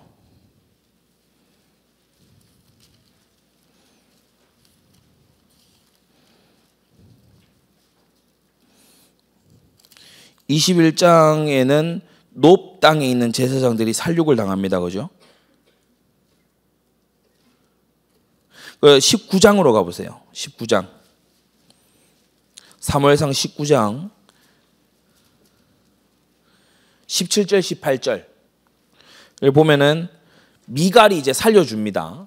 집으로 암살자들이 왔을 때 이제 살려주죠. 그러니까 바로 18절 다윗이 도피하여 라마로 와서 사무엘에게로 나아갔어요. 사울이 자기에게 행한 일을 다 고하였어요. 그래서 다윗과 사무엘이 나요스로 가서 거기 거했어요. 그래서 보면은 선지자에게로 가까이 가는 걸 볼 수 있어요. 자신의 근황을 주의 종에게 다 말해요. 신앙생활 잘하는 사람들 보면은 항상 이렇게 자신의 근황을 목회자나 중요한 사역자에게 잘 알려옵니다. 그러면 기도와 지도가 있을 수 있거든요. 그런데 그게 아닌 사람들은 이제 자기 생각대로 그냥 자기 추측대로 가버려요. 다윗은 일평생 선지자를 가까이 했다. 그래서 나단 선지자, 갓 선지자, 나단 선지자는 언제 주로 등장했습니까? 밧세바 사건 때 와서 책망했죠. 그 전에 성전 건축에 이 소원을 품고 있는 것도 나단 선지자한테 얘기했어요. 갓 선지자는 나중에 언제 나옵니까? 인구조사로 하나님의 진노가 있을 때에 갓 선지자가 아라우나 타작마당 올라가서 번제를 드려라. 그것을 이제 말씀을 전해주죠. 자, 선지자를 가까이 한 왕 다윗입니다. 이 왕에게 국가를 통치하는 걸 제가 보니까 사실 이 표는요, 뭘 번역한 게 아니고 제가 만든 거예요. 다윗 왕국의 국가 시스템 조직도 그걸 아무리 찾아봐도 없어요. 왕국 계보 이런 거는 많은데 다윗 왕국의 국가 조직도가 영문 자료도 없고 한국어 자료로도 없더라고. 왜냐? 아무도 관심이 없나 봐. 근데 저와 여러분들은 관심을 가져야 됩니다. 예, 왜냐하면 이 나라를 새롭게 할 거기 때문에 주님이 기뻐하신 나라의 모습을 봐야 될 거 아니에요. 예, 그래서 5파트로 나눠져요. 우리나라는 뭐 3권 분립 이런 식으로 이제 돼 있지만 다윗의 왕국의 구조는 한 5갈래의 구조로 돼 있어요. 위로는 2갈래가 있었죠, 그죠? 예, 율법과 선지자, 율법과 선지자. 율법과 선지자, 신약에서 많이 듣는 표현이다, 그죠? 율법과 선지자. 그게 다윗을 다스리고 있고, 다윗은 5파트로 국가를 이제 통치하는 걸 볼 수 있어요. 그중 첫 번째가 지파입니다. 이 지파, 트라이브, 12지파가 있죠. 이 지파들은 사실 오래되었어요. 야곱의 12아들까지 거슬러 올라가니까 굉장히 오래된 전통이죠. 다윗이 보면은 나라를 싹 재편할 수도 있어요. 도시별로 재편한다든지 아니면은 자기 왕국의 어떤 질서를 새로 세운다든지 할 수 있겠죠. 뭐 헤브론 우선주의 뭐 이런 식으로 한다든지 할 수 있겠죠. 그런데 그렇게 하지 않았어요. 역사와 전통을 굉장히 존중하는 걸 볼 수 있습니다. 이전까지 하나님이 섭리하시고 역사하셨던 그 역사적 신앙 전통을 계승하는 걸 볼 수 있어요. 그게 지파별 이 족장들을 아주 잘 썼던 이 모습입니다. 새로 일어나는 우리 중고등학생들 또 우리 다음 세대가 꼭 놓치지 말아야 되는 부분이 이 부분이에요. 이전 세대가 잘 쌓아온 것을 발전적으로 계승할 수 있어야 돼. 여러분은 부모님의 좋은 점을 발전적으로 계승하는 여러분 되기 바랍니다. 뭐 안 좋은 사사시대, 사울시대 이런 거는 안 배워야 되지만 지파별로 나누어져 있는 이런 것은 굉장히 오래된 수백 년간 내려온 거잖아요. 그래서 다윗이 이것을 굉장히 존중하고 역대상 27장에 보면 왼편에 보세요. 13관장을 세우는 걸 볼 수 있어요. 12지파 더하기 아론의 집안입니다. 아론의 집안. 그래서 12 더하기 1은 뭐냐 하면 아론의 집안을 독립적인 지파로 인정해서, 그러니까 제사장 집안을 독립적인 지파의 반열로 올린 거예요. 그러니까 얼마나 주의 종을 이제 높여서 생각했는지가 나오게 되는 거죠. 13관장을 세우고 이 13관장의 관할 하에 이스라엘의 전군이 편제가 되는데 앞서 얘기했던 157만 명입니다. 이것을 계수한 자는 요압 장군이 계수를 했는데 레위 지파와 베냐민 지파 중에서도 싸울 수 있는 사람이 있거든요. 그런데 그걸 제외하고도 157만 명이에요. 나중에 솔로몬 때에 가서 보면 180만을 넘어갑니다. 두 번째 국방이에요. 국방. 고대 시기는 특별히 군사적인 측면이 강조된 그런 시기이기도 하죠. 그런데 오늘날도 마찬가지입니다. 강력한 국방이 없이, 힘이 없이 부르짖는 평화는 이 허공에 소리치는 거하고 같아요. 저와 여러분들도 힘이 있어야 돼요. 육신적인 힘, 건강, 체력 이것도 있어야 되고, 우리 체력이 국력이다 이런 말 하잖아요. 그런 것도 있어야 되고, 뭐 지금 빌빌거리면서 졸고 이러면 안 돼. 이 정도 체력이면 안 된다고. 뭐 눈에서 불이 튀어야 돼. 맞아요? 눈에서 불이 튀고, 그리고 막 체력이 막 샘솟음 치고. 국방입니다. 그래서 다윗이 보면은 아주 강군을 형성한 걸 볼 수 있어요. 강군. 아주 강한 군대를 형성했어요. 다윗의 어떤 정책 기조, 그것을 굳이 설명하자면 힘에 의한 질서.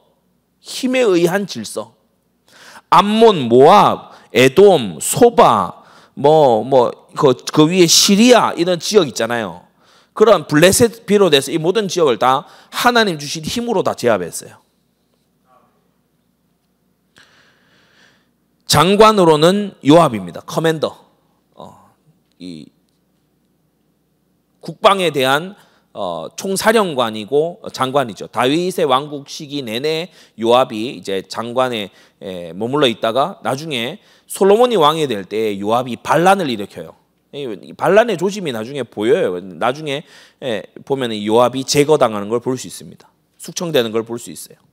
그래서 여러분이 요압이 사실 처음에 군 장관이 될 때부터 보면은 그 시온 산성 쟁탈전, 다윗이 이제 왕이 되고 난 다음에 처음으로 벌인 전쟁이 예루살렘을 쟁탈하는 그 전쟁이잖아요. 거기서 이제 먼저 올라가는 자를 장관과 두목을 삼겠다라고 하니까 요압이 제가 올라가겠습니다. 그러니까 이 동기가 있는 사람이에요. 권력욕이 있고 동기가 있는 사람이에요. 요압이 보면은 나중에는 압살롬을 막 앞세워가지고 자기가 실권을 한번 잡아보려고. 왜냐? 예전에 아브넬이 하던 짓, 사울 집안에서 아브넬이 하던 짓을 요압이 자기가 해보고 싶은 거예요. 그러니까 뭘 보고 자랐는지가 중요하죠. 그러니까 요압은 아브넬이 하던 그 실권자의 그런 어떤 모습, 이걸 요압이 자기가 꿈을 꾸다가 나중에 결국 비참하게 최후를 맞이하고 맙니다. 여하튼 요압은 그럼에도 불구하고 다윗이 그걸 다 알면서도 다윗이 쓰고 그 자리에 쓴 것을 볼 수 있어요. 국방 계속해서 36인의 장수들, 아주 용맹한 용장들이 나옵니다. 이 36명의 장수들은 기본적으로 한 500~600명씩은 때려잡는 사람들이에요.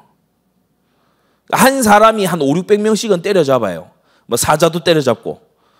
그런 정도로 무용이 출중한 사람이에요. 무예가 출중한 그런 이름난 장수들이 무려 36명이나 포진하고 있었다.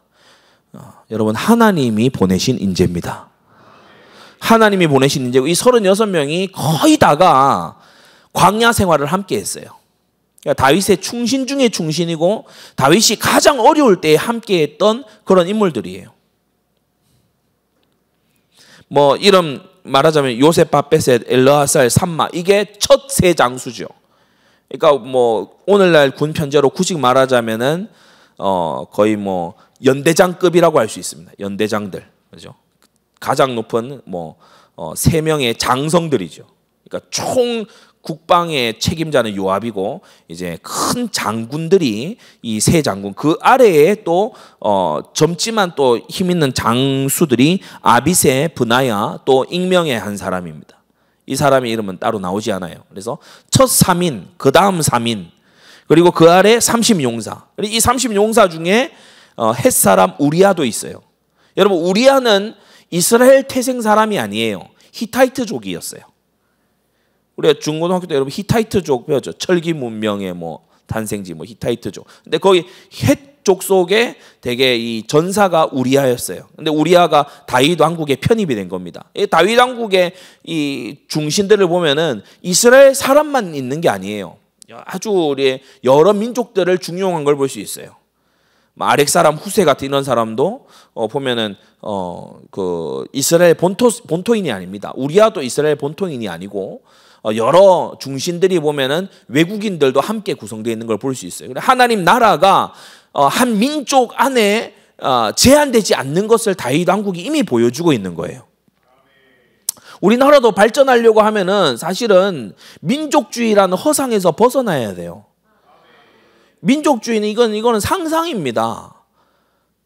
아기들 태어나서 엉덩이에 반점이죠. 그 반점 뭐라고 해요? 몽고 반점이죠. 왜 몽고 반점이라고 그럴까? 몽고인들하고 섞였으니까. 몽고인들하고 섞였는데 무슨 순수 민족입니까? 그러니까 이런저런 사람들이 위에 핏줄에 다 있거든요. 그런데 한민족이라고 하는 그런 막 환상, 그죠? 북한은 더 심해요. 백두혈통하면서 막 이런 이상한 그런 환상은 우리가 가지지 말아야 된다. 다윗 왕국 자체에도 굉장히 이 중용된 하나님의 나라에 포함된 그런 이방인들이 많이 있다. 그래서 장차 일어나게 될 그리스도의 나라를 미리 그런 식으로 보여주는 것이기도 하죠. 자, 36인의 장수가 이제 지휘관들로 서 있고, 그리고 그 아래 정규군이 편성되어 있는데 12군반으로 편성되어 있어요. 그러니까 매 달마다 예루살렘에 와서 군사 정렬을 받아요. 이 사열식을 하는 거예요. 예루살렘에 와서 매 달마다 12군반이 돌아가면서 들어오게 했어요. 그래서 각 부대는 또 각 지방에 가서 활동을 하지만은 이제 12군반이 움직이도록 그렇게 했어요. 각 반마다 군반장들이 있죠. 각 반은 24,000명으로 구성되어 있고, 그래서 총합이 28만 8천의 상비군, 항상 출동 대기하고 있는 군대가 28만 8천입니다. 셋째, 왕실. 이 왕실의 근위 대장이 브나야인데, 이 브나야는 저 오른쪽에 보이는 제사장 여호야다의 아들이에요.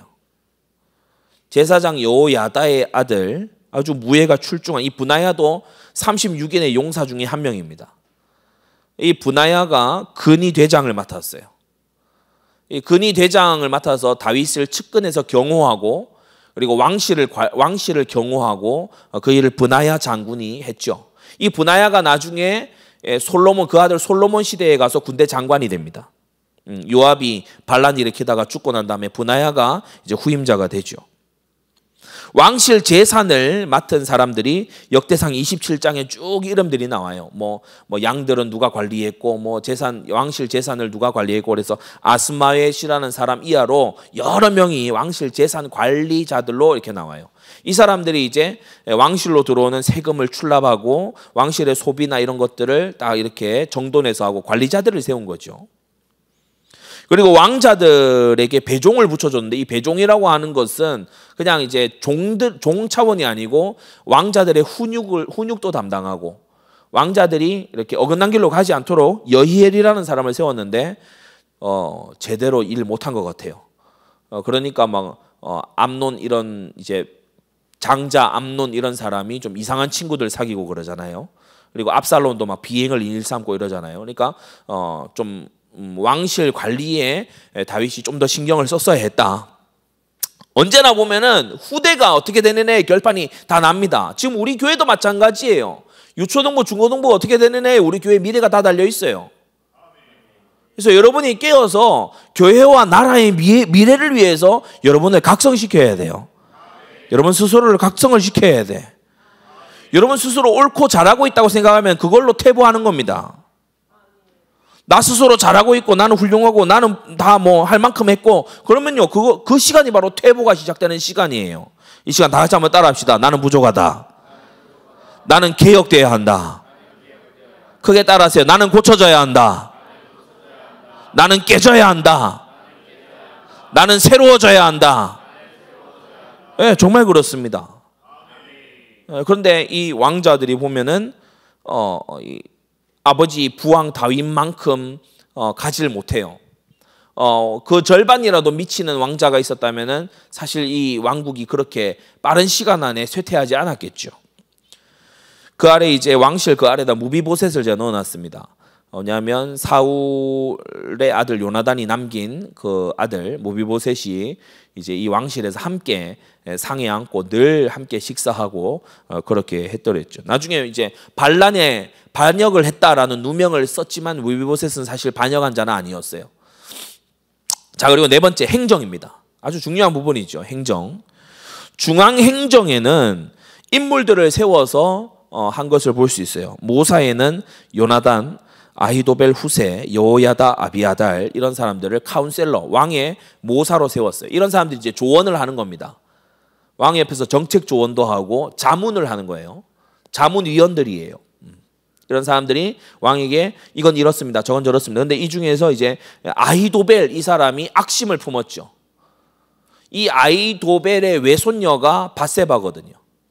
그러니까 자기 외손녀를 왕이 막 그렇게 남편이 있는데도 빼앗고 막 이렇게 하니까 이 아히도벨이 악심을 품고 왕에게 이제 반역하는데 아히도벨 사실은 압살롬의 반역은 아히도벨의 반역입니다. 그걸 이제 후세가 막죠. 아히도벨의 모략을 후세가 막아냅니다. 그리고 서기관이 있었어요. 스크라이벌. 그러니까 서기관은 뭐냐 하면은 이 하나님 말씀을 계속해서 적으면서 또 하나님의 말씀 선지자가 전달한 거 서신 이런 것을 전달하고 그렇게 하는 사람이죠. 스라야, 요나단, 스마야. 특히 스라야가 이제 이스라엘 사람이 아닙니다. 요세푸스에 따르면 이 스라야는 시온 산성의 여부스 거민의 원래 그 사람입니다. 네, 원래 여부스 사람을 조상으로 가지고 있는 사람인데 이 스라야가 이제 재능이 출중했어요. 그래서 이 스라야가 이제 중용되는 걸 볼 수 있죠. 그리고 아래로 내려오면 유사와 재판관이 있었어요. 이것은 이제 중앙재판관입니다. 중앙재판관. 압살롬이 반역할 때 명분이 뭐였는가 하면 반역에 명분이 있어야 될 거 아니에요. 왜 왕국을 뒤집으려고 해? 그때 반역의 이유가 뭐였는가 하면 왕이 재판관을 안 세웠다. 그런데 이것은 순뻥입니다. 압살롬이 뻥치는 거예요. 다윗이 그렇게 하지 않았어요. 다윗이 중앙에도 재판관을 세웠고 지방에도 재판관들을 세웠어요. 잘못이 있다면 이 재판관들의 나태함이나 혹은 실수나 이게 잘못일지언정 다윗이 안 세운 게 아니죠. 그나냐와 그의 자손 그리고 레위 자손 6,000명을 전부 재판관과 유사로 세웠어요. 이들이 공무원이 된 겁니다. 공무를 수행한 거예요. 그러니까 레위인들은 뭐예요? 성전에서는 제사장의 수종자들이고 그리고 제사장 수종들은 훈련을 잘 받다 보니까 여러분 이 중요한 포인트입니다. 잘 들으세요. 몇백 년간 성막에서부터 그 조상 대대로 섬김 훈련을 잘 받았어요. 그죠? 25세부터 50세까지. 섬김 훈련을 계속해서 받았어요. 은퇴하고 난 다음에도 오래 살잖아요. 그러니까 계속해서 알려주는 거예요. 그래서 이 레위 지파에서 섬김에 특화된 사람들이 다윗 왕국의 공무를 수행했다고. 그러니까 이게 국가가 얼마나 일사불란하게 잘 돌아가겠습니까? 섬김에 특화된 사람들이에요. 저는 여기서 참 많은 이제 지혜를 얻는데 뭐냐 하면 우리 사회는 개인주의 사회입니다. 그죠? 다윗은 기용할 때 보면은 이 가문별로 기용해 버리는 걸 볼 수 있어요. 가문별. 이 일은 이 가문이 맡아라. 이렇게. 그죠? 이 일은 이 가문이나 이 지파가 맡아라. 근데 참 이게 장점인 것 같아요. 여러 면에서 장점인 것 같아요. 개인주의이다 보니까 서로 일하는 데 있어서 화합하려면 너무 힘들어. 지금 막 회사나 이 공기업이나 이런 데에서 호소하는 게 뭐예요? 서로 안 맞다는 거예요. MZ세대 안 맞다 하면서 뭐 이런 거 있잖아요. 그러니까 막 서로 안 맞다는 거예요. 소통이 안 된다는 거예요. 뭐 과장님이 왜 저런지 모르겠다는 거예요. 근데 예를 들어 과장님이 우리 작은아버지야. 너무 잘 알지? 너무 잘 알잖아요. 그죠? 부장님이 우리 큰아버지야. 너무 잘 알잖아. 그죠? 그렇지 않겠습니까? 직장에서까지 봐서 싫어요? 근데 이 다윗 왕국의 모습은 그랬어요. 그러니까 뭐냐 하면 아주 잘 통해요. 조직이 뭐 가족을 기반으로 조직을 만들었기 때문에 이거는 잘 돌아갈 수밖에 없어요. 척하면 척이에요. 퇴근해도 계속 일 얘기할 수 있어. 집에서. 이거 놀라운 시스템 아닙니까? 그렇잖아요. 그리고 어느 가문이 맡아라라고 하면요. 핑계 못 댑니다. 가문의 명예를 위해서 그 일을 잘 해내야 돼. 아들에게 유언할 때 얘기하겠죠. 지방과 이 일을 잘해야 된다. 얘기해. 그핫 자손, 무라리 자손, 게르손 자손 얘기 안 하겠습니까? 그 업무가 몇 대를 거쳐서 전문화되고 깊어지고 심도 있어지는 거예요. 다윗이 보면은 공무 수행에다가 레위인들 6천 명을 다 집어넣어요. 서로 다 친족들이에요. 다 알아요. 근데 그러면 뭐 비리가 일어나지 않을까? 근데 오히려 비리가 못 일어납니다. 오히려 못 일어나요. 왜 그렇죠? 서로 너무 잘 알기 때문에. 그리고 어디에서 이상하게 해놓고 다른 데로 옮겨가려고 해도 거기도 같은 동족이야. 그렇기 때문에 사람이 이상하게 사회생활을 할 수가 없다. 참 놀랍죠. 하나님이 세우신 가정이라고 하는 가문이라고 하는 기관을 국가 통치에 아주 잘 사용하는 걸 볼 수 있어요. 지파를 아주 잘 사용을 해요. 오랫동안 훈련된 섬김에 특화된 레위 지파를 유사와 재판관으로 삼아서 이들로 하여금, 그러니까 여러분 레위인들은 항상 제사장하고 또 가깝습니다. 그죠? 레위인들은 대대로 제사장하고 가까워요. 그러니까 재판을 할 때에 제사장의 고견을 항상 참고할 수 있죠. 우리가 가까운 사이는 늘 물을 수 있잖아요. 어색하고 이러면 못 묻지만은 가까운 사이에서는 사소한 얘기라도 주고받으면 또 영향을 받잖아요. 저는 이 다윗 왕국의 시스템에서 하나님의 놀라운 지혜, 다윗의 놀라운 지혜를 봅니다. 사관의 여호사밧을 삼았어요. 이것은 이제 왕실의 여러 일들 또 행정의 여러 일들을 기록하는 거예요. 여호사밧 혼자 한 게 아니고 여호사밧을 책임자로 세웠다고. 지방 행정을 보면 역대상 26장에 헤브론 자손인데 이 헤브론 자손이 레위인들입니다. 우리가 기억하세요. 헤브론 성읍을 원래 갈렙이 받았지요. 근데 그 갈렙이 그것을 도피성으로 내놨잖아요. 도피성에 누가 살아요? 제사장들과 레위인들이 삽니다. 그래서 이 헤브론에 살던 사람들이 레위인들이에요. 그래서 이 헤브론의 주민들, 레위인들로 하여금 역대상 26장에 보면 주관하여 하나님의 모든 일과 왕의 일을 다스리게 하였더라라고 했어요. 요단 서편에는 하시바와 그의 동족 1700명을 세워서, 또 요단 동편에는 여리야와 동족 1700명을 세워가지고 이 모든 일들을 해나간 것을 볼 수 있어요. 이걸 나중에 지방의 재판관들이 공의로 재판하도록 지방을 순회하면서까지 관리를 한 인물이 여호사밧 왕입니다.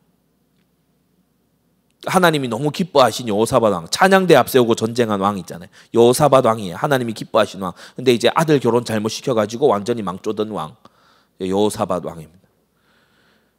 자, 다섯 번째, 성전. 다윗의 통치에 있어서 또 하나의 중요한 부분이 성전이었어요.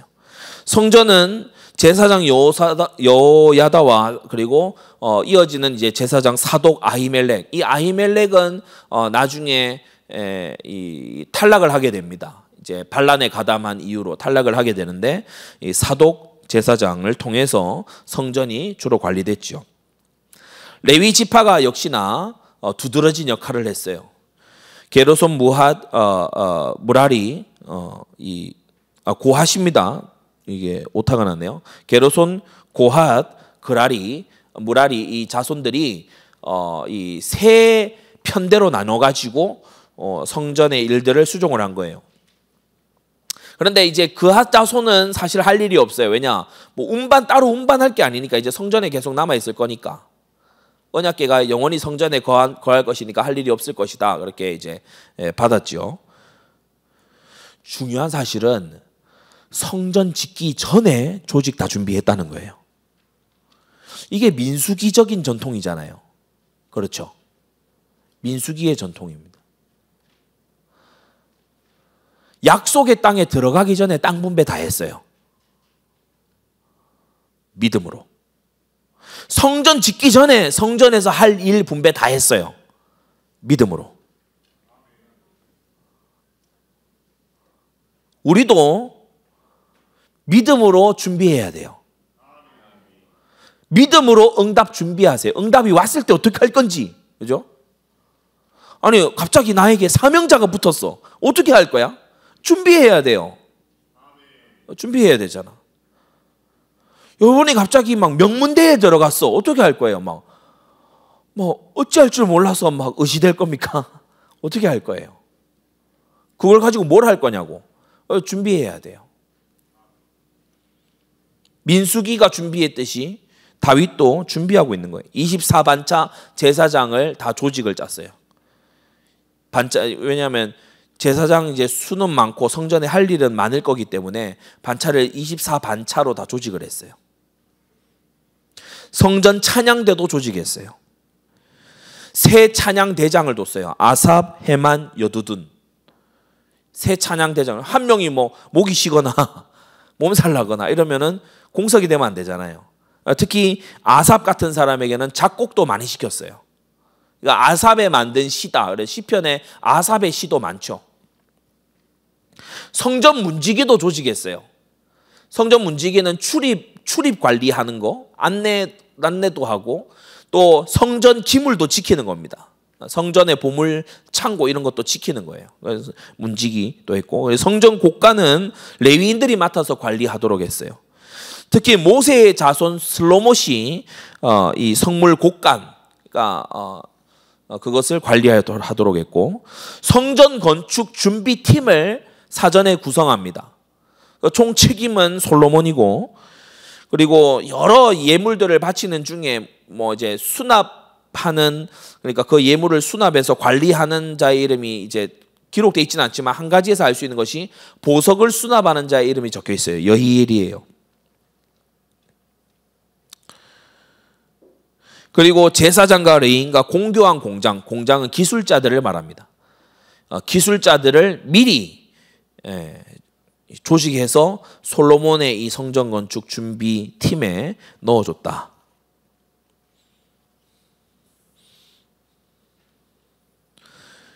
그 지파는 역사를 중요시했다는 거고, 국방은 그 무엇보다 하나님 주시는 힘으로 나라를 지켜내고 이 팽창시켜 나갔다는 것이고, 왕실도 마찬가지입니다. 집안을 다스리기 위해 다윗이 안 한 것은 아니에요. 뭐 할 일을 했어요. 그리고 행정적인 것은 중앙과 지방을 나눠서 특히 레위인들, 섬김에 특화된 사람들을 중용했다는 거. 그리고 성전은 제사장의 지도하에 이 성전이 지어지기 전에 미리 성전 섬길 조직부터 만들어 놨다는 거. 이것을 우리가 볼 수 있습니다.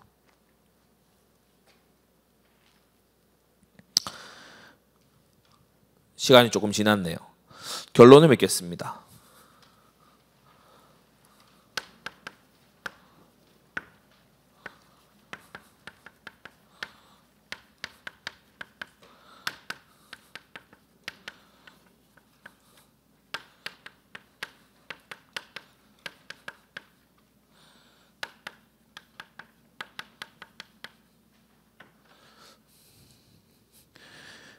다윗이 처음부터 왕한 거 아니에요. 목동인 시절이 있었어요. 양 한 마리 지키려고 아둥바둥한 시절이 있었다고요. 뭐 기름 부음 받은 다음에 영광이 바로 막 오고 이런 것도 아니에요. 15년간 한시도 편히 잘 수 없는 15년을 보냈어요. 그야말로 훈련의 연속이었죠. 왕 된 다음에 바로 막 언약 국가가 막 바로 막 이루어지고 그것도 아니었어요. 7년 반 동안은 영토도 작았어요. 이 왕국이 살아남을 수 있을까? 7년 반 동안 또 계속 기도했어야 돼요. 그러나 때가 되고 하나님이 사방의 모든 대적을 다 쓸어버리시고 그를 대적하는 모든 자의 손들을 다 풀어버리시고 다윗을 온 백성 위에 높이실 때 하나님의 능하신 손 안에서 겸손했던 다윗이 때가 되어 높여주실 때 다윗의 마음에 품었던 것을 왕국에 펼치는 걸 볼 수 있어요. 목동 시절 때부터 준비되어 왔던 겁니다. 지금 이 표에 나타난 것은 다윗이 목동 시절 때부터 그의 마음에 준비해 왔던 거예요.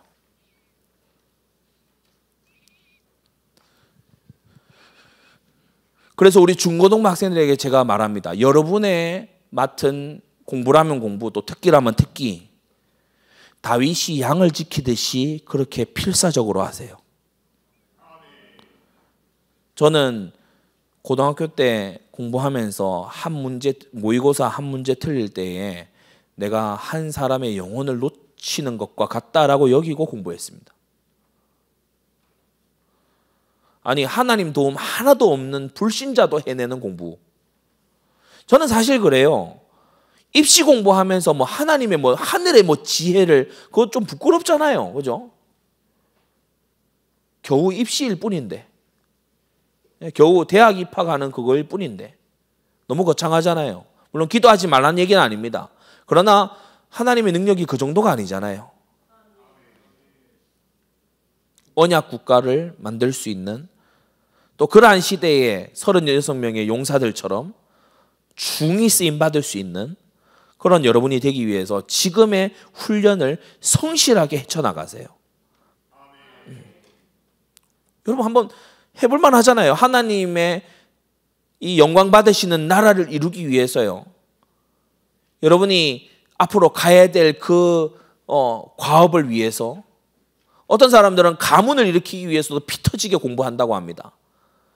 그러나 그런 정도의 가치가 아니고 나라를 언약 국가로 만들고자 하는 그런 가치를 위해서 피 터지게 공부해 볼 만하잖아요. 그렇지 않습니까? 왜 불신자 할 때 계속 1등 뺏겨야 돼요?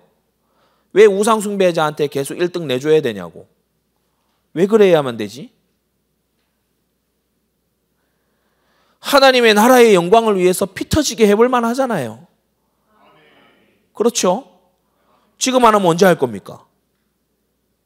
언제 할 거예요? 놀 거 다 놀고 쉴 거 다 쉬고 언제 할 거예요?